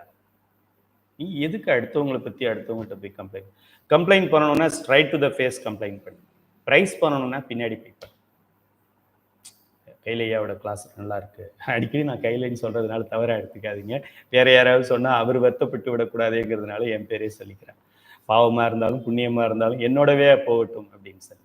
இந்த கிளாஸ் நல்லா இருந்தது அப்படின்னு நல்லதாக இருந்தால் மற்றவர்களிடம் நீங்கள் இல்லாத நேரத்திலே சொல்லலாம். நான் தவறு செய்தால் எனக்கு நேரடியாக என்னுடைய வாட்ஸ்அப்பில், ஐயா நீங்கள் இந்த மாதிரி ஒரு வார்த்தை பிரயோகம் பண்ணீங்க, மலேசியாவில் இது ஏற்றுக்கொள்ளப்படாது, இது நீங்கள் செய்தது தவறு அப்படின்னு நீங்கள் எனக்கு சொல்லலாம். ஆனால் நம்ம என்ன பண்ணுறோம், ப்ராப்ளத்தை பின்னாடி சொல்லிட்டு நல்லதை கொஞ்சம் நல்லதுனாலும் பெருசாக சொல்லி நீங்கள் வந்த பிறகு தான் இங்கே எல்லோருக்குமே சைவ சித்தாந்தமே விளங்கியிருக்கு அப்படின்னு ஃப்ளாட்ரிங். நம்ம வந்து ஒரு முகஸ்துதி பாடுறோம். நமக்கே தெரியும் நம்ம போய் சொல்கிறோன்னு சொல்லி. அதுக்கு இறைவன் இப்போ நமக்கு தெரியுதுல்ல, ஒருத்தரை நம்ம சும்மா கொஞ்சம் எக்ஸ்ட்ரா ப்ரைஸ் பண்ணும்போது நமக்கே தெரியுது வேறு வழி இல்லை, என்னோட பாஸு அவனை ப்ளீஸ் பண்ணாதான் அப்படி நல்லா நடக்கும், இந்த ஏரியாவில் அவன் லோக்கல் ரவுடி, அவன்கிட்ட நம்ம இப்படி பேசினாதான் வேலை ஆகும்னு நம்ம ஒரு ட்ராமா போடுறோம். ட்ராமா போட்டு வின் பண்ணுற அளவுக்கு நமக்கு அறிவு இருக்குது என்றால் நம்ம போடுவது ட்ராமா என்று தெரிகின்ற அளவுக்கு சிவபெருமானுக்கு அறிவு இருக்காது. எந்த நோட்டில் எழுதிக்குவார் அவர்? டெபிட் நோட்டில் எழுதிக்குவார் அவர். ஓகே, போட்டு கொடுத்தல் போட்டு வாங்குதல் இப்படி சொன்னாதான் அவங்க அப்படி சொல்லுவாங்க அப்படின்னு சொல்லி முன்னாடியே ப்ரெடிக்ட் பண்ணி நீங்கள் இப்படி போயிட்டு இப்படி கேட்காதீங்க, டைரெக்டாக கேட்டுறாதீங்க, அப்படி இன்டைரக்டாக கேளுங்க, அப்போ தான் அவங்க இதுக்காவது வருவாங்க. அப்படிங்கிறது எல்லாமே பாவம் பாவம் பாவம், துன்பம் துன்பம், கீழ்பிறவி கீழ்பிறவி, மோசமான பிறவிகளை நமக்கு தரும். பொய் பேசுதல், பாவ கணக்கு, அதே வாயை கொண்டு, இதே வாய் தான் இப்போ இவ்வளோ நேரம் மோசமாக சொல்லிக்கிட்டு இருந்தேனே, இதே வாயை கொண்டு என்னென்னவெல்லாம் செய்யலாம்னா மற்றவரை ஊக்கப்படுத்துதல். கவலைப்படாதீங்க, சைவ சித்தாந்தமெல்லாம் முதல்ல எல்லாம் ரொம்ப ஹார்டுன்னு சொல்லுவாங்க. ரொம்ப ஈஸி. அதில் என்ன இருக்குது? பதி பசு பாசம், இது தவிர வேறு என்ன இருக்குது? இந்த பதியாகிய சிவபெருமான் நமக்கு அருள் செய்வதற்காக பார்வதியாக வர்றாரு. அது 2 வருது, திரோதானமாகவும் அருள் சக்தியாகவும் வருது. ஆக 3 5 ஆகுது, அவ்வளோதான். சிவம் தான் அதுவாக இருக்குது. இல்லை வேறு எழுத்தே கிடையாது. இதில் 5 எழுத்து தவிர சிவபெருமானே கிளாஸ் எடுத்தாலும் இந்த 5 எழுத்து தான் நடத்த முடியுமே தவிர வேறு யாரும். மெய்கண்டாரும் இதைத்தான் நடத்தினார், அருள்ந்தி சிவமும் இதைத்தான் நடத்தினார், அவருக்கு மேலே பரஞ்சோதி முனிவரும் இதைத்தான் நடத்தினார், கைலை துரைசாமி இதைத்தான் நடத்துவார். அடுத்து இன்னொரு பிற்காலங்களில் வரக்கூடிய இன்னும் 1000 தலைமுறைகளுக்கு அப்புறம் நீடூழி தலைகமாதோ அப்படியே வர்ற தலைமுறையில் வர்ற சைவ சித்தாந்த ஆசிரியரும் இந்த பதி பசு பாசம்ங்கிறது தான் நடத்தணுமே தவிர வேற சிலபஸ் கிடையாது. இதை நம்ம சொல்லி மற்றவரை ஊக்கப்படுத்தினாலோ வாழ்த்தினாலோ ஞானத்தை சொல்லி கொடுத்தல் அப்படிங்கிறத பண்ணால் இதெல்லாம் நமக்கு புண்ணியமாக சேரும். ஆக புண்ணியம் சேர்ப்பதற்கு, ஐயா financially I am not very sound, எனக்கு ஏர்னிங்ஸும் எக்ஸ்பென்ஸும் எல்லாம் கரெக்டாக இருக்குது, எனக்கு நீங்கள் சொல்கிற மாதிரி பஞ்சபுராணம் அதுக்கெல்லாம் பிரிண்ட் பண்ணுறதுக்கு எனக்கு வசதியே இல்லை, நோ நீட். சொர்க்கத்துக்கு போகிறதுக்கு அதெல்லாம் தேவையில்லை. அது இருந்தால் பண்ணலாம், இல்லைன்னா என்ன பண்ணலாம்? மற்றவர்களுக்கு நல்லதை பண்ணலாம், நல்லதை பேசலாம். திருமந்திரத்திலே திருமூலர் சொல்லுகின்றார், யாவர்க்குமாம் இறைவர்க்கு ஒரு பச்சிலை. ஒரே ஒரு ஏதோ ஒரு கிரீன் லீஃபை எடுத்து சிவலிங்கத்துக்கு போட முடியாதா? ஏதோ ஒரு கிரீன் லீஃப், ஒரே ஒரு லீஃப் டெம்பிள்லையே இருக்கு, அதில் ஒன்று பறித்து போட்டுடலாம். நீங்கள் பெரிய பியூட்டிஃபுல் கார்லேண்டு போடணும், அவருக்கு ஒரு காப்பரில் பின்னாடி ஒரு இது வைக்கணும், அதெல்லாம் தேவை கிடையாது. யாவர்க்குமாம் இறைவர்க்கு ஒரே ஒரு பச்சை இலை. யாவர்க்குமாம் பசுவுக்கு ஒரு வாய் உரை. பசுமாட்டுக்கு ஒரு வாய் அது சாப்பிட்ற மாதிரி ஒரு கீரையோ ஒரு வாழைப்பழமோ ஒரு ஒரு ஒரு உணவோ ஏதோ ஒரு புல்லோ ஒரு புண்ணாக்கோ எதையோ ஒன்றை ஒரு பசுமாட்டிற்கு ஒரு வாயில உள்ள வைக்க முடியுமா? முடியாது. யாவர்க்குமாம் இறைவர்க்கு ஒரு பச்சிலை, யாவர்க்குமாம் பசுவுக்கு ஒரு வாயுரை, யாவர்க்குமாம் உண்ணும் போது ஒரு கைப்பிடி. நமக்கு பிளேட் ஃபுல்லாக வச்சுருக்காங்க, ரைஸ் வச்சுருக்குறாங்க, கூட்டு பொரியல், செகண்ட் கூட்டு செகண்ட் பொரியல், ஊறுகாய், ஸ்வீட்டு, காரம், சால்ட்டு, அப்புறம் சாம்பார், அப்புறம் வத்த குழம்பு, அப்புறம் மோர்க்குழம்பு. சாம்பாருக்கு முன்னாடி பருப்பு, அதுக்கு நெய், அதுக்கு ஒரு பொடி, அதுக்கப்புறம் சாம்பார், அதுக்கப்புறம் வத்தக்குழம்பு, அதுக்கப்புறம் மோர், அதுக்கப்புறம் ரசம், அதுக்கப்புறம் தயிர், அதுக்கப்புறம் அப்பளம், அதுக்கப்புறம் ஒரு பாயாசம், அதுக்கப்புறம் ஒரு ஒரு ஃப்ரூட் சாலட், அதுக்கப்புறம் ஒரு கூல் ட்ரிங்க்ஸ், எவ்வளோ குடுக்குறாங்க பாருங்க. ஐஸ்கிரீம். இதில யாவர்க்குமாம் இறைவர்க்கு ஒரு பச்சிலை, யாவர்க்குமாம் பசுவுக்கு ஒரு வாய் உரை, யாவர்க்குமாம் உண்ணும்போது ஒரு கைப்பிடி. ஒரு ஒரு கைப்பிடி உணவை எடுத்து, இறைவா என்னுடைய தட்டு நிறைந்திருக்கிறது. இதுபோல ஆப்பிரிக்காவில் இருந்தாலும், அண்டார்டிகாவில் இருந்தாலும், எங்கே ஏழைகள் இருந்தாலும் அவர்கள் தட்டும் நிறைந்து இருக்க வேண்டும் இறைவா. நான் இந்த உணவு அவர்களுக்கு சென்றதாக இருக்கட்டும்னு ஒரு உணவு ஒரு கைப்பிடியை எடுத்து வச்சுட்டு, ஒரு காக்காய்க்கு வச்சுட்டு, இல்லை ஒரு வெளியில் நம்ம அதை தூக்கி போட்டு, ஏதோ எறும்போ ஏதோ ஒன்று சாப்பிட்டுட்டு போகுது. ஏதோ ஒரு உயிருக்கு ஒரு ஒரு கொஞ்சம் ஆஃபீஸ் போகிற அவசரத்தில் கொஞ்சம் ரைஸ் எடுத்து வாசலில் போட்டுட்டு போகலாமே. ரைஸ் நம்மக்கிட்ட இல்லையா? கொஞ்சம் ரைஸ் எடுத்து தூக்கி போட்டு போகலாமே. ஒரு கை. அதில் என்ன ஏழை ஆகிடுவோமா? எத்தனையோ உயிர்கள் அதை சாப்பிட்டு உயிர் வாழும். இதெல்லாம் யாவர்க்குமாம் இறைவர்க்கு ஒரு பச்சிலை, யாவர்க்குமாம் பசுவுக்கு ஒரு வாயுரை, யாவர்க்குமாம் உண்ணும் போது ஒரு கைப்பிடி, யாவர்க்குமாம் பிறர்க்கு இன்னுரை தாமே. யாராவது ஒருத்தருக்கு டோன்ட் வெரி, எல்லாம் இறைவன் இருக்காரு, நம்மளை கைவிட மாட்டார் அப்படின்னு சொன்னாலே போதும். நீ எல்லாம் நல்லா படிக்கலாம், யூ கேன் டூ இட். நீ பண்ணலைன்னா வேற யார் பண்ணுவாங்க? நம்மளுடைய குழுவிலே ஒரு ஒரு அம்மையார், அவங்க நம்மளுடைய மைனாரிட்டி மாநிலங்களாகிய கிளந்தான், பேலிஸ், அங்கே எல்லாமே பஞ்சபுராணம் பாட வைப்பதற்காக முயற்சி செஞ்சு கொண்டிருக்காங்க. மேடம் மகேஸ்வரி இருக்காங்க. பேரை மறந்து விட்டேன், பாவம் இது. விக்னேஸ்வரி மருதையா இருக்காங்க. அதாவது ஒரு ஒரு ஒரு கல்டிவேட்டபிள் லேண்டில் நம்ம கல்டிவேஷன் பண்ணுறது ஒன்றும் பெரிய சாதனை கிடையாது. ஒரு டெசர்ட்டில், ஒரு சகாரா பாலைவனத்தில் நம்ம ஒரு கார்டன் வைக்கிறோம் அப்படின்னா, ரொம்ப சின்ன கார்டன் பண்ணிட்டாலே பெரிய விஷயம். அது மாதிரி உங்களுக்கு தெரியும், தமிழ் மைனாரிட்டி ஸ்டேட்ஸில் 100 சில்ட்ரன்ஸ் பஞ்சபுராணம் பாராயணம் பண்ணி சர்டிஃபிகேட் வாங்கிட்டு இருக்காங்க. 100. அது கேஎல்ல 10,000 பண்ணணும். இதில் நம்முடைய கிளாங்கில் 10,000ல 1 lakh பண்ணணும். அதுக்கு சமம் அது. ஓகே. ஸோ அவங்களுடைய எஃபர்ட் அதெல்லாம் எப்படி இருக்குது அப்படின்னாக்க, ஞானத்தை சொல்லி கொடுத்தல், யாவர்க்குமாம் மற்றவருக்கு ஒரு வாய் உரை, நல்லதை சொல்றது, எளிமையான சூத்திரம், தீயவை பேசாதே, நல்லதை பேசு. இந்த வார்த்தையால் நான் இந்த லிப்ஸால் நான் சொர்க்கத்துக்கும் போகலாம், லிப்ஸால் நான் நரகத்துக்கும் போகலாம். எது வேணும்னு எனக்கு தெரியல அப்படின்னா உனக்கு 6வது அறிவு வேலை செய்யலைன்னு அர்த்தம். நான் நரகத்துக்கு தான் போகணும் அப்படின்னாலும் உனக்கு 6வது அறிவு வேஸ்ட்டுன்னு அர்த்தம். உன்னை மனிதனாக படைச்சதுக்கு உன்னை ஒரு டாங்கியாக படைச்சிருக்கலான்னு அர்த்தம். ஏன்னா அந்த அறிவை நம்ம பயன்படுத்தாத ஒரு அறிவு இருந்து என்ன, இல்லாமல் இருந்தேன். இப்போ நான் சொல்கிறேன், என்கிட்ட 1,000,000 வெள்ளி இருக்குது அப்படின்னு நான் சொல்கிறேன். எங்கே இருக்கு? சும்மா வாயில தான் இருக்கு, ரியல்ல கிடையாது. அதுபோல இறைவனால் நமக்கு அருளப்பட்ட வாக்கு என்ற பேச்சு நல்ல காரியங்களுக்கு மட்டுமே பயன்பட வேண்டும். சும்மா இரு சொல்லற அப்படின்னு முருகப்பெருமான் அருணகிரிநாதரை திருவண்ணாமலையிலே அவர் சூசைட் பண்ணிக்கிட்டார். அருணகிரி டவர்னு ஒன்று இருக்கு. அந்த டவரில் மேலே ஏறி கீழே குதித்து சூசைட் பண்ணிக்கிறார். சூசைட் பண்ணும்போது முருகப்பெருமான் தடுத்து ஆட்கொண்டு அவருக்கு அருணகிரிநாதராக ஆக்கிடுறார். அவரோட வாயில ஓம்கார மந்திரத்தை கொடுத்து அவருக்கு அருள் செஞ்சு அப்போது காப்பாற்றிட்ட உடனே அருணகிரிநாதர் அப்புறமா ரொம்ப நன்றி முருகப்பெருமான், ஓகே பாய் சி யூ. ஐயா, என்னை காப்பாற்றிட்டு வேலை கொடுக்காம போகிறீங்க. இப்போ ஒரு நிறுவனத்திலேயோ ஒரு பள்ளியிலோ ஒருத்தரை அட்மிஷன் போட்டுட்டு நீங்கள் ஜாயின் பண்ணிட்டீங்க, you are appointed in the job, okay very good, congratulation. அங்கே ரிசப்ஷனில் உட்கார வச்சுட்டு போயிட்டாங்கன்னா என்ன சொல்லுவோம் நம்ம? சார் என்ன ஜாப்னு சொல்லவே இல்லையே, நான் உள்ளே போகலாமா, அது சொல்லவே இல்லையே. அப்படி அருணகிரிநாதர் கேட்குறார், முருகா நான் என்ன பண்ணணும்னு சொல்லு. சும்மா இரு, சொல்லற, சொல் வேண்டாம், சும்மா இரு.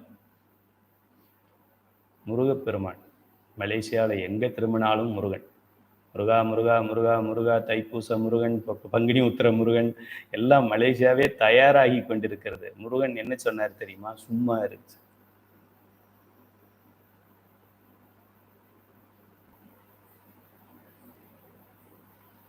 முருகன் என்ன சொன்னாருன்னே தெரியாமல் முருகனுக்கு விழா எடுத்துக்கிட்டோம். முருகன் என்ன சொன்னார்? சும்மா இது சொல்லற அப்படின்னு சொன்னார். பங்குனி உத்தரத்தில் எல்லாருக்கும் நோட்டீஸில் அடிச்சு கொடுங்க.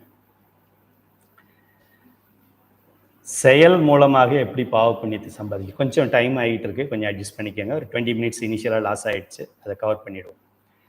என்னுடைய தவறால் உங்களை வாட்டுகிறேன். இப்போ இது பாவமா புண்ணியமா? இறைவா சிவபெருமானே எனக்கு தான் தெரியும். இது நிச்சயமாக புண்ணியம். ஏனென்றால் இந்த நோக்கம் சிவ நோக்கம், ஆகையால் இது புண்ணியம். செயல் தவறு, ஓவர் டைம். உங்களுக்கு 10 மணி ஆயிடுச்சு, தூக்கம் வருது, நாளைக்கு காலையில் வேலைக்கு போகணும், 4 o'clock எழுந்திரிக்கணும். இருந்தாலும் நான் அதை பண்ணிக்கிட்டே இருக்கிறேன். உங்களுக்கு இரிட்டேஷனாக இருக்குது. ஆனால் இந்த என்னுடைய செயல் உங்களுக்கு இரிட்டேஷனை கொடுத்தாலும் என்னுடைய நோக்கம் உங்களுடைய ஆன்மாவை உய்விக்க வேண்டும் என்ற நோக்கத்தில் இருப்பதால் இது என்னுடைய புண்ணிய கணக்கில் ஏற்றப்படும். சரி, உடலால் எப்படி பாவ புண்ணியத்தை சம்பாதிக்கிறோங்கிறதுக்கு எக்ஸாம்பிள் கொடுத்துருக்கேன். நல்ல செயல் செய்தால் புண்ணியம், கெட்ட செயல் செய்தால் பாவம். இப்போ நான் அந்த வகுப்பு நடத்துகிறது நல்ல செயலா கெட்ட செயலா, அதுலேருந்தே நீங்கள் முடிவு பண்ணிக்கலாம் இது பாவமா புண்ணியமா. இந்த வகுப்பை நீங்கள் பல வேலைகளுக்கு நடுவில், பல பிரச்சனைகளுக்கு நடுவில், அங்கே உங்கள் ஃபேமிலியிலேயே இப்போ நிறைய உங்களுக்கு ப்ரெஷர் இருக்குது. டைம் ஆயிடுச்சு, க்ளோஸ் கம், வீடியோ தான் இருக்கு, அப்போ தான் யூடியூப்பில் இருக்கே, அதில் கேட்டுக்கலாம், லைவாக பார்க்கணுன்னு என்ன அவசியம், கம் அப்படின்னு ஏகப்பட்ட கால்ஸ் பின்னாடி முன்னாடி இருந்து வந்துக்கிட்டே இருக்குது, சிக்னல்ஸ் வந்துக்கிட்டே இருக்குது. அதெல்லாம் மீறி நீங்கள் ஐயாவோட பேச்சை கேட்டுக்கிட்டே இருக்கிறீங்க. இப்போ இது நல்ல செயலா தீய செயலா? நல்ல செயல், புண்ணியத்தை தரும். இறைவனுடைய திருவடியில் நாம் அந்த பேரானந்தத்தில் இருக்கலாம். ஒரு செயல் நல்ல செயலா அல்லது கெட்ட செயலா என்பது அது பிற உயிர்களுக்கு இன்பத்தை தருகிறதா அல்லது துன்பத்தை தருகிறதா என்பதை கொண்டுதான் முடிவு செய்யப்படுகிறது. உதாரணமாக, கோழியை கழுத்தை அறுத்து கொன்று சாப்பிடுவது, ஆட்டின் கழுத்தை அறுத்து கொன்று சாப்பிடுவது, அது உயிரோட இருந்துச்சு முன்னாடி, அதோடைய ஹாப்பி பர்த்டே டு யூ என்று பாட வேண்டிய ஒரு ஆட்டை நம்ம அறுத்து, இன்று சண்டே முத நாள் நைட்டு எல்லா ஆடுகளும் எல்லா கோழிகளும் மலேசியா இந்தியாவில் சனிக்கிழமை, மலேசியாவில் எப்பன்னு தெரில, இங்கே சனிக்கிழமை இரவு எல்லா ஜீவராசிகளும் என்ன வேண்டும் என்றால் ஞாயிற்றுக்கிழமை வரக்கூடாது, சனியே தொடர்ந்து இருக்க வேண்டும், 7.5 ஆண்டுகளுக்கு இந்த சனியே இருக்க வேண்டும், ஞாயிற்றுக்கிழமை காலையில் என்னை அறுத்து விடுவார்கள், என்னை கொன்று விடுவார்கள், என் குழந்தைக்கு முன்னால் தாயாகி என்னை அறுப்பார்கள், இந்த தாய்க்கு முன்னால் நான் பெற்ற குழந்தை செல்வங்களை கதற கதற கருத ரத்தம் கொட்ட கொட்ட கொட்ட அறுத்து மெஷினில் போட்டு உரித்து கூட்டம் கூட்டமாக வாங்கி கொண்டு வெரைட்டியாக சமைத்து சாப்பிடுவார்கள். இறைவா, எனக்கு நாளைய பொழுது வேண்டாம், இந்த டிக்ஷனரி இந்த கேலண்டர்லேருந்து சண்டேயே எடுத்துருங்க சாமி, நீங்கள் சாட்டர்டே அதுக்கப்புறம் மண்டே வர்ற மாதிரி பண்ணுங்கள், நாங்கள்லாம் இன்னும் கொஞ்சம் காலம் உயிரோடு இருந்துட்டு திருவாசகம் தேவாரத்தை சில ஸ்பீக்கரில் கேட்டுட்டு நாங்கள் போகிறோம், இன்னும் கொஞ்ச நாள் திருவாசகம் கேட்கணும்னு நினச்சோம், அந்த ஆசையை நாளையோடு முடிச்சிருவாங்க சாமி, தயவுசெய்து எங்களுக்கு சனிக்கிழமை ஞாயிற்றுக்கிழமை வேண்டாம், ஞாயிற்றுக்கிழமை வேண்டான்னு வேண்டும். இப்போ நம்ம அந்த எல்லாம் சாப்பிடும்போது ரொம்ப டேஸ்ட்டாக இருக்குது, இப்படி பண்ணுங்கள், ஒரு சம் போர்ஷனை வந்து ஃப்ரை பண்ணிவிடுங்க, சம் போர்ஷனை வந்து கறியாக குழம்பாக பண்ணிவிடுங்க. ஸோ குழம்பும் இதுவாக இருக்கட்டும், இல்லைன்னா ஒன்று செய்யுங்க, அந்த இது கொண்டு வந்திருக்கேன்ல, சிக்கன் கொண்டு வந்திருக்கேன்ல, அதை இன்னைக்கு குழம்பாக்கிடுங்க, ஃபிஷ்ஷை வந்து கறி பண்ணிவிடுங்க. நெக்ஸ்ட் சண்டே வந்து ஃபிஷ்ஷை குழம்பு பண்ணிவிட்டு சிக்கனை கறி பண்ணிக்கோங்க. இன்னும் வேணால் மட்டன் நான் ஒரு நாள் எடுத்துகிட்டு வரேன், அதை வேணால் ஒரு ஈவினிங் ஸ்நாக்ஸ் மாதிரி அது மாதிரி பண்ணிக்கோங்க. கடவுளே கடவுளே கடவுளே கடவுளே கடவுளே, எனக்கு துன்பம் வரக்கூடாதுன்னு நினைக்கிறோம், ஆனால் செய்கிறதெல்லாம் துன்பம் வருவதற்கான 100% கேரண்டீட் ஜாபை பண்ணிக்கிட்டே இருக்கிறோம். நம்ம கொன்று சாப்பிடுவது சிலருக்கு சாப்பிடும்போது இன்பத்தை கொடுத்தாலும் இந்த டங்கோட லென்த் அளவுக்கு தானேம்மா, டங்கோட லென்த்து நாளைக்கு எல்லாரும் ஸ்கேல் வச்சு அளந்து பாருங்கள், இது எவ்வளோ இருக்குன்னு தெரியல, மேபி சம் 3 inches 4 inches இருக்கலாம்னு நினைக்கிறேன். அது வரைக்கும் தானே நமக்கு இன்பம், அதுக்கப்புறமெல்லாம் அது செய்கிறது துன்பம் தானே. இந்த மாதிரி ஒரு ஸ்கேல் எடுத்துக்கோங்க, ஸ்கேல் நாக்கு நீட்டுங்க,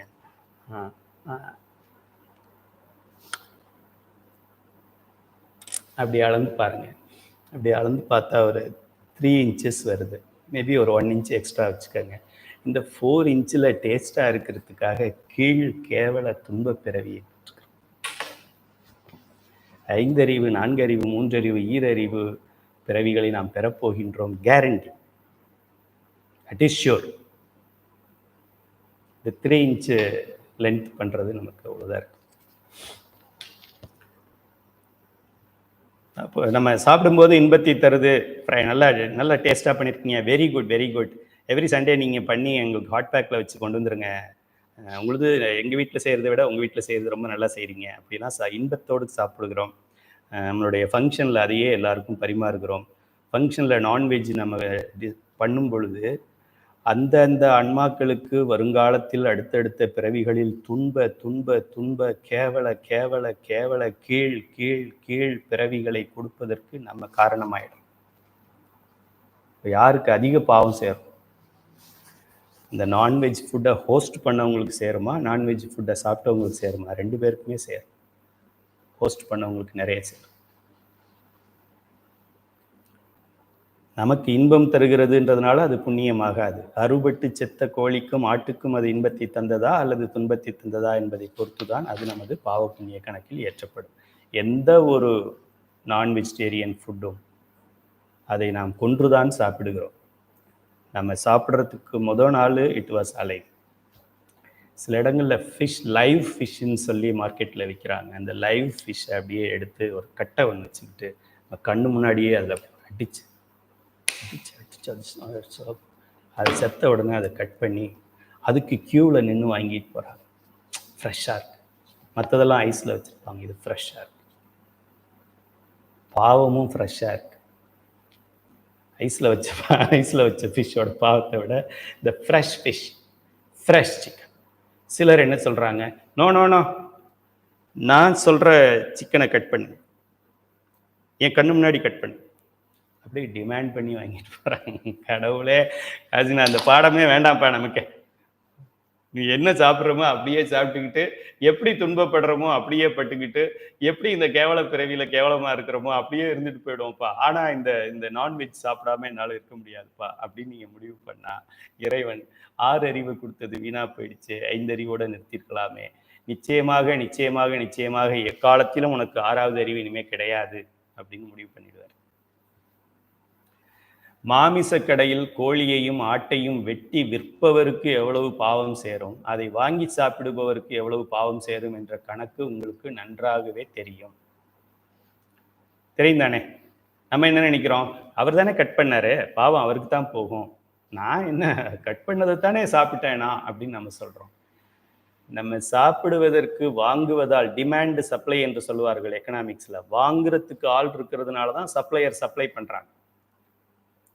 அப்போது இன்றைக்கி யாருமே, நான் சில நாள்கள் ஆஸ்பீஷியஸ் டே இருக்கு இல்லையா, இன்னைக்கு ராமநவமி, இன்னைக்கு இது நமக்கு பங்குனி உத்திரம் அப்படின்னாக்கா அன்றைக்கி நம்ம யாரும் நான்வெஜ் சாப்பிட மாட்டோம். அன்றைக்கி கடைக்காரவங்களாம் ஓப்பன் பண்ணி கட் பண்ண மாட்டாங்க. ஏன்? டிமாண்ட் இல்லை, அதனால கட் பண்ண மாட்டாங்க.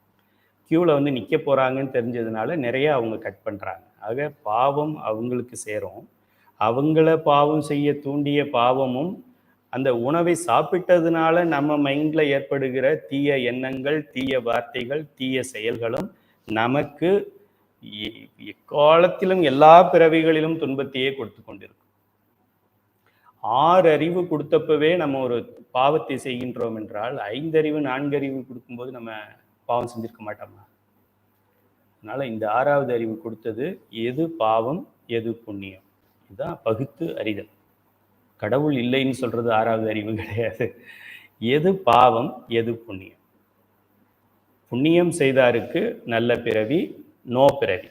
பாவம் செய்தாருக்கு தீய பிறவி, துன்ப பிறவி, கீழ்பிறவி. அவ்வளோ. Choice is yours.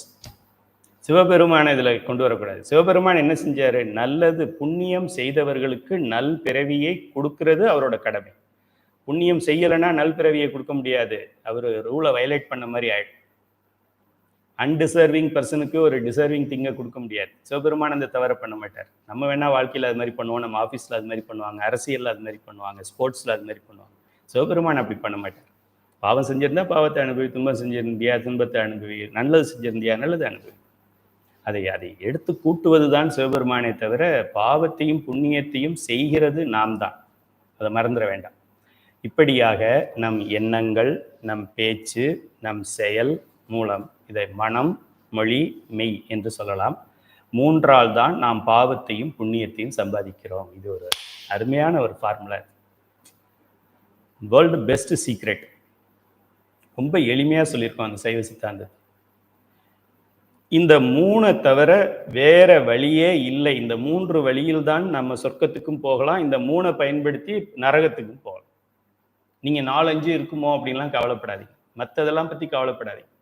ஒரு 3 கேட், ஒரு 3 காரியம். இதை மட்டும் கவனமா பார்த்துக்க. ஒண்ணு, நம்ம சிந்தனைகள் நல்லதா இருக்கணும்.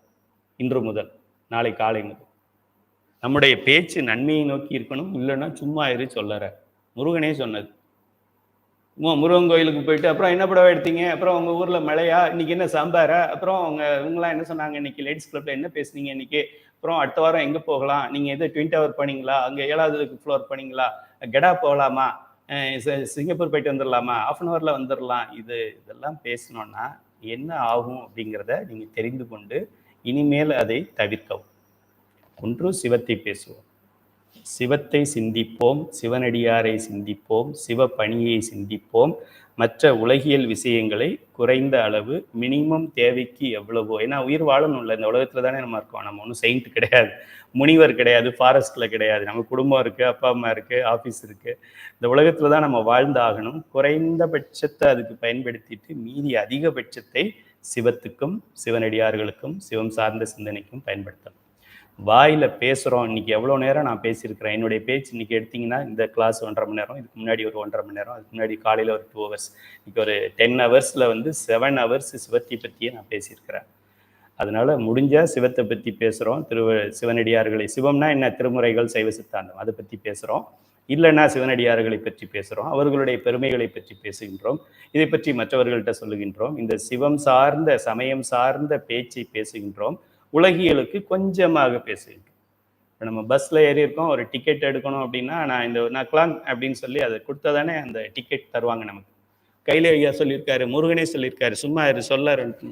நான் ஒன்றும் பேச மாட்டேன். பஸ்ஸில் ட்ரெயினில் உட்காந்துருப்பேன், நான் எதுவும் பேச மாட்டேன். ஹோட்டல் போவேன், என்ன வேணும்னு நான் சொல்ல மாட்டேன். ஐயா சொல்லியிருக்காங்க, சும்மா இரு சொல்லற சொல்லியிருக்காங்க. அப்படியே நீங்கள் உட்காந்துருந்தீங்கன்னா அவங்க எதை சர்வ் பண்ணுவாங்க? மினிமம் பேசு. ஓகே, மினிமமா என்ன, 2 இட்லி கொடுங்க, ஒரு தோசை கொடுங்க, அத்தோட முடிஞ்சு. அப்புறம் அவங்க பொண்ணு கல்யாணம் ஆயிடுச்சா, அவங்களுக்கு எத்தனை குழந்தைங்க? 2. அந்த குழந்தைங்களாம் என்ன படிச்சிருக்கு? அப்படியோ, டாக்டர் ஆயிட்டானா, பரவாயில்லையே, இவ ஏழையா இருந்தா அவ டாக்டர் ஆயிட்டாளே, ஐயோ ஐயோ ஐயோ ஐயோ. அப்புறம் இதை கேட்டதெல்லாம் போய் இன்னொரு இடத்துல வாமிட் பண்ண, இன்னொருத்தரை கூப்பிட்டு, அவ என்ன பண்ணிருக்கா தெரியுமா, அவளுக்கு 2 பொண்ணா, அந்த 2வது பொண்ணு டாக்டர் படிச்சிருக்காளாம், பெரிய பொண்ணு மேரேஜ் அவளே பண்ணிக்கிட்டாலாம். கடவுள். அப்புறம் எனக்கு முழங்காலில் வலிக்குது, சிவபெருமான் என்னை ஜோதிக்கிறான். சிவபெருமான் எங்கேருந்து வந்தான்? இப்போ சிவபெருமான் எங்கேருந்து வந்தான்? நினைச்சதெல்லாம் தப்பாவே நினைச்சிட்டு, பேசினதெல்லாம் தப்பாவே பேசிட்டு, செஞ்சதெல்லாம் தப்பாவே செஞ்சுட்டு, சிவம் என்னை ஜோதிக்குது, ஆட்டி வைக்குது, நீ ஆட்டுது, நிம்மதி இல்லாமல் போய் எப்படி சிவம் பண்ணுவது? Simple common sense, basic common. எங்கே இருக்காரு சிவன்? நான் நல்லதை நினைக்கிறேன், கெட்டதை நினைக்கிறேன், நான் எதை வேணாலும் நினைக்கலாம். இறைவன் அந்த சாய்ஸை கொடுத்துருக்கிறான். 6வது அறிவு அதுக்கு தான் கொடுத்துருக்கிறான். 5வது அறிவுக்கு இது தவறுன்னு தெரியாது. நீங்க தவறாக எடுத்துக்கொள்ள வேண்டாம்.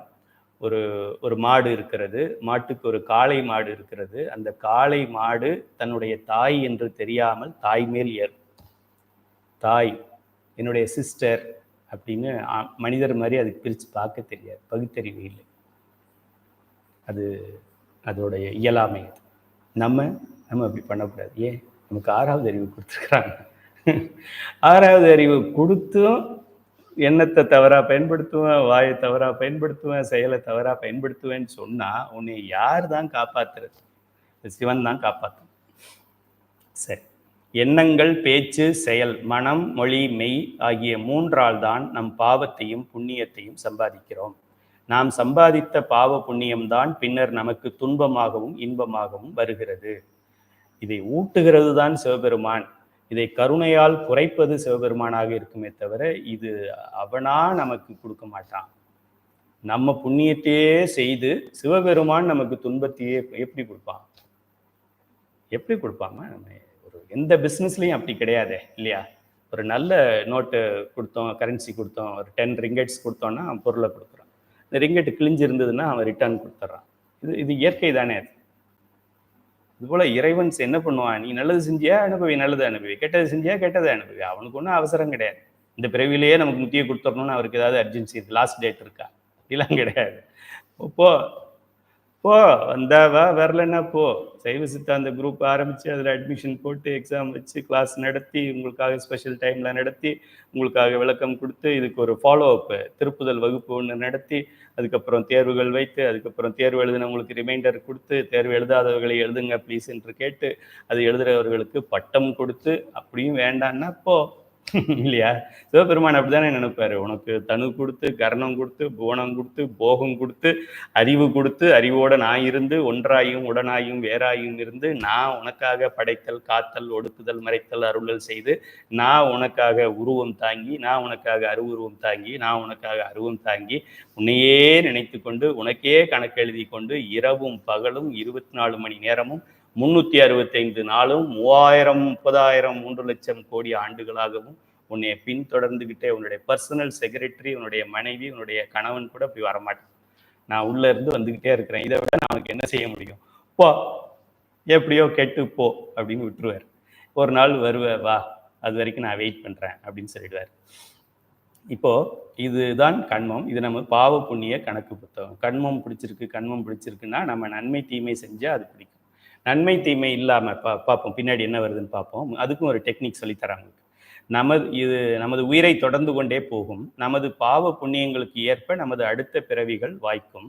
அதாவது என்ன பிறவி, எப்படிப்பட்ட உடல், எந்த உலகம், எந்த அப்பா அம்மாவுக்கு நம்ம பிறக்கணும், இதெல்லாம் நம்ம செஞ்ச புண்ணியத்தை பொறுத்து இருக்கு. அப்பா அம்மா செஞ்ச புண்ணியங்கிறது அது செகண்ட். எனக்கு சைவ சித்தாந்தத்தை வகுப்பு எடுக்கிற மாதிரியான ஒரு வாய்ப்பு எனக்கு வழங்க வேண்டும். அதுக்கு என்னுடைய பெற்றோர்கள் யாராக இருக்க வேண்டும், என்னுடைய ஊர் எதுவாக இருக்க வேண்டும், என்னுடைய மொழி எதுவாக இருக்க வேண்டும், என்னுடைய வயது என்னவாக இருக்க வேண்டும், என்னுடைய செயல் எதுவாக இருக்க வேண்டும், எந்த காலத்திலே நான் இதை செய்ய வேண்டும். நான் இப்போத்தானே என்னுடைய 55வது வயதில் நான் அதை செய்து கொண்டு இருக்கின்றேன். இதை நான் 35ல் ஏன் செய்யலை? சிவபெருமான் சொல்லலை, செய்யலை. ஓகே, இப்போ செஞ்சிட்டிங்களே எப்படி? சில பேர் 80 வயசானவங்க கூட செய்யலை, சில பேர் நீங்கள் 50லே செய்கிறீங்களே. சிவபெருமான் செஞ்சதுனால இது எல்லாமே நமக்கு சிவபெருமான் நம்முடைய பாவ புண்ணியத்துக்கு ஏற்றாற்போல் சிவபெருமான் அதை நமக்கு ஊட்டுகிறார். நம்ம நல்லா தெரிந்து கொள்ள வேண்டும். பல கோடி முறை திரும்ப திரும்ப திரும்ப திரும்ப பிறப்போம் இறப்போம் பிறப்போம் இறப்போம் பிறப்போம் இறப்போம் பிறப்போம் இறப்போம் பிறப்போம் இறப்போம். இதுக்கு வேற வழியே இல்லையா என்றால் உண்டு. ரொம்ப காம்ப்ளெக்ஸான ப்ராப்ளம், ஆனால் சொல்யூஷன் ரொம்ப சிம்பிள். சைவ சமயத்தில் மட்டும்தான் இவ்வளவு எளிமையான சொல்யூஷன்.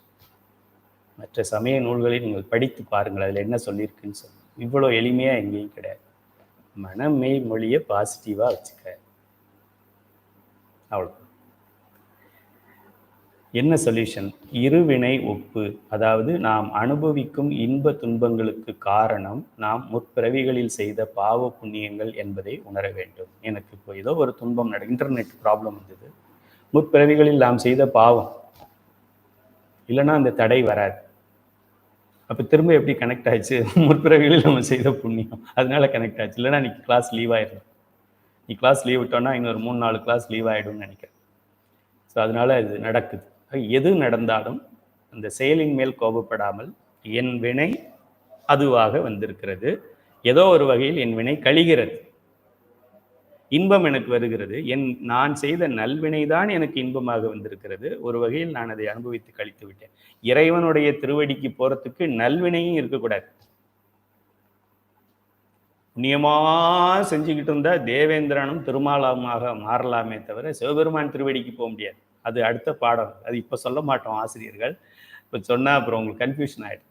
அதனால் இந்த மாணவர்களுக்கு பாவம் செய்யாத புண்ணியம் செய்ய, பாவம் செய்யாத புண்ணியம் செய்ய, பாவம் செய்யாத புண்ணியம் செய்ய. ஆனால் புண்ணியத்தை செய்கிறது பாவத்தை செய்கிறதுலையும் எப்படி செய்யணும், ஒரு சின்ன ஹிண்ட் மட்டும் இப்போ நான் கொடுக்குறேன். பிற்காலத்தில் அதை பற்றி விரிவாக நம்ம படிக்கலாம். இருவினை ஒப்பு. அதாவது நாம் அனுபவிக்கும் இன்ப துன்பங்களுக்கு காரணம் நாம் முற்பிறவிகளில் செய்த பாவ புண்ணியங்கள் என்பதை உணர வேண்டும், தெரிய வேண்டும், சிந்திக்க வேண்டும், தெளிய வேண்டும். இதுதான் வாழ்க்கை என்று வாழ்க்கையை ஏற்றுக்கொள்ள வேண்டும். Accept people as they are. என்னுடைய மனைவி இப்படி இருக்காங்க, என்னுடைய கணவன் இப்படி இருக்காரு, எஸ், அவரு கெட்டவர் இல்லை, நான் செய்த பாவம் அவரை கெட்டவராக பிஹேவ் பண்ண வைத்து எனக்கு துன்பத்தை தருகிறது. ஆக என்னுடைய கணவன் கெட்டவராக நடந்து கொள்வதற்கு காரணமே நான் தான். அப்படிங்கும்போது கணவன் மேலே நமக்கு ரொம்ப டீப் லவ் வரும். கணவன் மட்டும் இந்த துன்பத்தை கொடுத்து நம்மளை நமக்கு துன்பத்தை கொடுக்கவில்லை என்றால் இந்த நான் செய்த தீவினை தீராமலே இருக்கும். இந்த இந்த நில் பேலன்ஸ்ன்னு சொல்லுவாங்க. பேங்க்ல 0 பேலன்ஸ் வந்தாதான் சிவத்திட்ட போகலாம். ப்ளஸ் பேலன்ஸ் இருந்தாலும் அக்கௌண்ட் லைவா இருக்கும். நெகட்டிவ் பேலன்ஸ் போகாது, போனாலும் லைவா இருக்கும். நில் பேலன்ஸ் எப்படி பண்றது அப்படின்னா, இரு வினையும் ஒப்பாக எடுத்துக்க. எனக்கு நடக்கின்றது நான் செய்த நல்வினை தீவினையால் நடக்கின்றது. அதை நடத்துபவர்கள் எல்லாம் ஒரு கருவியாக இருக்கிறார்களே தவிர அவர்கள் எனக்கு துன்பத்தை தரவில்லை, தர முடியாது. நான் மட்டும் பாவம் செய்யவில்லை என்றால் என்னை சுற்றி இருக்கின்ற எந்த ஒரு இயற்கையுமோ பூகம்பமோ இல்லை வேற ஒரு ஆடோ இல்லை ஒரு லைனோ மஸ்கிட்டோ கூட என்னை கடிக்காது. நான் போன பிறவில துன்பம் செய்யலைன்னா. இதுல நம்ம தெளிவாக இருக்க வேண்டும். அதனால எதால நமக்கு துன்பம் வந்ததோ அது மேல நம்ம கோச்சிக்க கூடாது. இந்த ஸ்டேர் கேஸ்ல இறங்கும் பொழுது அவங்க கொஞ்சம் ஷார்ப்பா வச்சுட்டாங்க, கை கிழிச்சிருச்சு. எந்த கார்பெண்டர் அது மாதிரி வச்சான்? நான் செய்த பாவம் அந்த கார்பெண்டரோட தவறாக வைத்து என்னால அவனும் கெட்டு அப்படி இந்த பாவத்தை நான் அனுபவிக்கின்றேன் அப்படி நம்ம நினைச்சு இரு வினை ஒப்பு. ஓகே, நன்மையா வந்தாலும் என்னுடைய நல்வினை தான், இறைவா நன்றி, ஓகே அக்செப்ட். தீயது நடக்குதா, இறைவா நன்றி, நான் செய்த தீமை எனக்கு இப்படி கிடைக்குது. நீ ஏதாவது ஒரு நான் தேவாரம் திருவாசகம் பஞ்சபுராணம்லாம் படித்து சான்றிதழ் வாங்கியிருக்கிறேன், நிச்சயமாக அதுக்கு ஏதாவது ஒரு டிஸ்கவுண்ட் போட்டு கொடுத்துருப்பீங்கன்றது எனக்கு தெரியும். பரவாயில்ல, எனக்கு அனுபவம் வரணுங்கிறதுனால எனக்கு கொடுத்துருக்குறீங்க, இதை நான் ஏற்றுக்கொள்கிறேன் இறைவா. இனிமேல் நான் அது போன்ற தவறுகள் செய்யாமல் என்னை தடுத்து ஆட்கொள்ளுமாறு வேண்டிக் கொள்கிறேன் அப்படின்னு நம்ம இறைவன்கிட்ட பாவ புண்ணியங்கள் நம்மளால் வர்றதுன்றதை தெரிஞ்சு நான் செய்கிறேன் நான் என்கின்ற ஒரு அகந்தையை விட்டு நான் சொல்றதுக்கு பதிலாக சிவம் என்ற வார்த்தையை பயன்படுத்த வேண்டும். எல்லாம் சிவன் செயல் என்று எண்ண வேண்டும். சும்மா சிவனே என்று இருக்க வேண்டும். அவ்வளோ நடக்கிறதெல்லாம் சிவன் செயல். ஏன் சிவன் செயல் சொல்ல, சிவனுக்கு செயல் ஏன் அப்படி வருது? பிகாஸ் என்னுடைய கர்மத்தால் வருது. கர்மம்னா என்ன? நான் செஞ்ச பாவ புண்ணியத்தை இறைவன் இன்பத்தை கொடுக்கும் பொழுது ஃபுல்லாக கூட கொடுத்துருப்பாரு. நான் செய்த புண்ணிய பாவத்தை பண்ணும் பொழுது டிஸ்கவுண்ட் பண்ணி கொடுத்துருப்பாரு. ஏன்னா அவர் கருணையாளர். சும்மா எடுத்து கொடுக்கறது மெஷின் மாதிரி கொடுக்க மாட்டார்ல, அவருடைய இயல்பு கருணை. இப்போ என்ன பண்றது அப்படின்னா, திருமுறைகளில் எல்லாருடைய திருமுறையும் படிச்சிங்கன்னா கடைசி பேராகிராஃபில் இந்த பாடல் 10 சொல்ல வல்லாருக்கு மேலுலகு ஆழ்வரே திருஞான சம்பந்தர் சொல்லியிருக்கார். இந்த பாடல் 10 பாடுகின்றவர்களுக்கு அவர் மேலுலகை ஆழ்வரே, செல்வந்தர் ஆவரே, முக்தியை அடைவாரே, இறைவன் திருவடியை பெறுவாரே அப்படின்னு அதோட பாட்டோட பலனை கடைசியாக கொடுத்துருப்பாங்க தேவாரத்தில். ஸோ அந்த பாடல்களை நாம் பாடுவதன் மூலம் இந்த வினையை நாம் குறைக்கலாம், அழிக்கலாம். விண்ணுற அடுக்கிய விறகின் வெவ்வளல் உண்ணிய புகிலவை ஒன்றும் இல்லையாம். ஒரு நமச்சிவாயன்னு சொல்லி தீக்குச்சியை பற்ற வச்சா எவ்வளோ விறகு அடுக்கியிருந்தாலும் எல்லாம் எரிஞ்சு சாம்பல் ஆகிடும். ஒரு நமச்சிவாயத்துக்கு அவ்வளோ பவர் இருக்கு.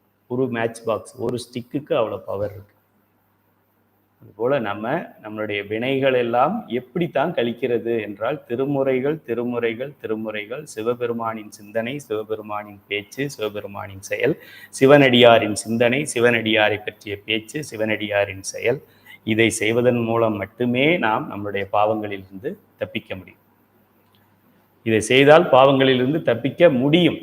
இல்லை என்றால் சிவபெருமான் திருஞான சம்பந்தர், திருநாவுக்கரசர், சுந்தரர், மாணிக்க வாசகரை இந்த தேவார திருமுறைகளை அருளச் செய்ய வேண்டிய அவசியம் என்ன இருக்கிறது? திருமுறைகளை படித்தாலும் உன் பாவத்தை நீ அனுபவிச்சு தான் ஆகணும் அப்படின்னா அப்போ எதுக்கு திருமுறை? அப்புறம் எதுக்கு திருஞான சம்பந்தர்? அப்புறம் எதுக்கு ஞானப்பால்? வாழ்நாள் ஃபுல்லாக 4 பேரும் பாடிட்டு தான் போனாங்க. வேற என்ன பண்ணாங்க? அவங்க விவசாயம் பண்ணாங்களா, கம்பெனி நடத்தினாங்களா, கார்பென்ட்ரி பண்ணாங்களா? பாடிட்டு போனாங்க. 4 பேரும் இறைவனால் அனுப்பப்பட்டவர்கள், அருளாளர்கள், இறைவனை நேரில் பார்த்தவங்க, இறைவன்கிட்ட பேசினவங்க. அப்படிப்பட்டவர்கள் நமக்கு என்னதை கொடுத்துட்டு போனாங்க? நமக்கு திருமுறைகளை கொடுத்துட்டு போயிருக்காங்க. அப்போ அந்த திருமுறையை படித்தா பலன் வராது அப்படின்னா சிவபெருமான் இந்த 4 பேரையும் வச்சு இந்த பணியை செய்வாரா? சரியை, கிரியை, யோகம், ஞான முறையை சொல்லுவாரா? நமக்கு ஏதோ இருக்கிறதுனால தான் அதை பண்ண சொல்லியிருக்கிறாரு. அதனால அதை படித்து நாம் பாவத்தை போக்கிக் கொள்வோம். தீக்கை என்று குருநாதனிடம் தீக்கை எடுக்கும் பொழுது, சமய தீக்கை, விசேட தீக்கை நாம் எடுக்கும் பொழுது, ஆச்சாரிய தீக்கை எல்லாம் நாம் எடுக்கும் பொழுது குருநாதன் நம்முடைய பழைய வினைகளை எரிக்க முடியும். அவனால் மட்டும்தான் முடியும். எப்படி குருநாதனால முடியும்? பவானி தியாகராசன் ஐயாவால் பண்ணணும். அவர் தியாகராசன் பண்ணலை. உங்களுக்கு தீக்கை கொடுக்கும் பொழுது அந்த நபர் தீக்கை கொடுப்பதில்லை. சிவபெருமான் அவர்கள் உடலில் இறங்கி சிவபெருமான் நமக்கு தீக்கை கொடுக்கிறார். குருவே சிவமென கூறினன் நந்தி. மானிட சட்டை தாங்கி இந்த குரு வடிவத்திலே இந்த தீக்கையை கொடுப்பது ஸ்ரீலஸ்ரீ குருமகா சன்னிதானம் கொடுக்கல. இப்போ எனக்கு திருவாவடுதுறை ஆதினா குருமகா சன்னிதானம் தீக்கை கொடுத்தாங்க. அவங்களா கொடுத்தாங்க? நமச்சிவாய மூர்த்திகள் கொடுத்தார். அவரா கொடுத்தாரு? சிவபெருமான் கொடுத்தார். அப்படி நம்ம தீக்கை எடுப்பதன் மூலம் நம்முடைய பல வினைகளை போக்கலாம். எல்லாம் சிவன் செயல். நான் செய்த பாவ புண்ணியம் தான் எனக்கு இன்ப துன்பமாக வருகிறது. இனிமேல் என்னுடைய மனதையும் வாயையும் உடலையும் செயலையும் கட்டுப்பாட்டுக்குள் வைத்துக் கொள்கிறேன் அப்படின்னு நம்ம இறைவனை நினைச்சுக்கிட்டே இருந்தோம்னா எந்த ஒரு துன்பமும் நமக்கு வராது. இறைவன் திருவடியை நாம் நிச்சயமாக அடையலாம். இந்த அளவிலே நாம் வகுப்பை நிறைவு செய்கின்றோம். ஏதாவது சந்தேகங்கள் கருத்துக்கள் இருந்தால் பதிவு செய்யவும். கொஞ்சம் தாமதமாகிவிட்டது, மன்னிக்கவும். இது என்னால் இயலாத ஒரு தாமதம். ஆக பொறுத்து அருள வேண்டுகிறேன். வேறு ஏதாவது கருத்துக்கள் இருந்தால் பதிவிடவும். வகுப்பு நிறைவு பெற்றது, உங்களுக்கு நேரமாகிவிட்டது. அவசரமாக விலகுபவர்கள் விலகிக் கொள்ளலாம். இருந்து கருத்து தெரிவிப்பவர்கள் இருந்து கருத்து தெரிவிக்கலாம். வான்முகில் வளாது பெய்க, மழி வளம் சுரக்க, மன்னன் கோன்முறை அரசு செய்க, குறைவில்லாது எல்லா உயிர்களும் வாழ்க, 4 மறைகள் நான்மறை அறங்கள் ஓங்க, சரியை கிரியை யோகம் ஞானம் எல்லா சைவ சித்தாந்த வகுப்புகள், திருமுறை பயிற்சி மையங்கள், தேவாரங்கள், திருவாசகங்கள் எல்லாம் ஓங்குக, வளருக. 4 மறை அறங்கள் ஓங்க, நல் தவம் வேள்வி மல்க, மேன்மைகள் சைவ நீதி விளங்குக உலகமெல்லாம். மலேசியா, ஆஸ்திரேலியா, ஐரோப்பா, ஆப்பிரிக்கா, சுவிட்சர்லாந்து, ஸ்ரீலங்கா, நைரோபி, எங்கே வேண்டுமானாலும், நார்வே, எங்கெங்கெல்லாம் உலக மக்கள் இருக்கின்றார்களோ, குறிப்பாக தமிழ் மக்கள் இருக்கின்றார்களோ, அங்கெல்லாம் இந்த தமிழ் பாடம் விளங்க வேண்டும் என்று வேண்டி வகுப்பை நிறைவு செய்கின்றோம். சிவாய நம. திருச்சிற்றம்பலம்.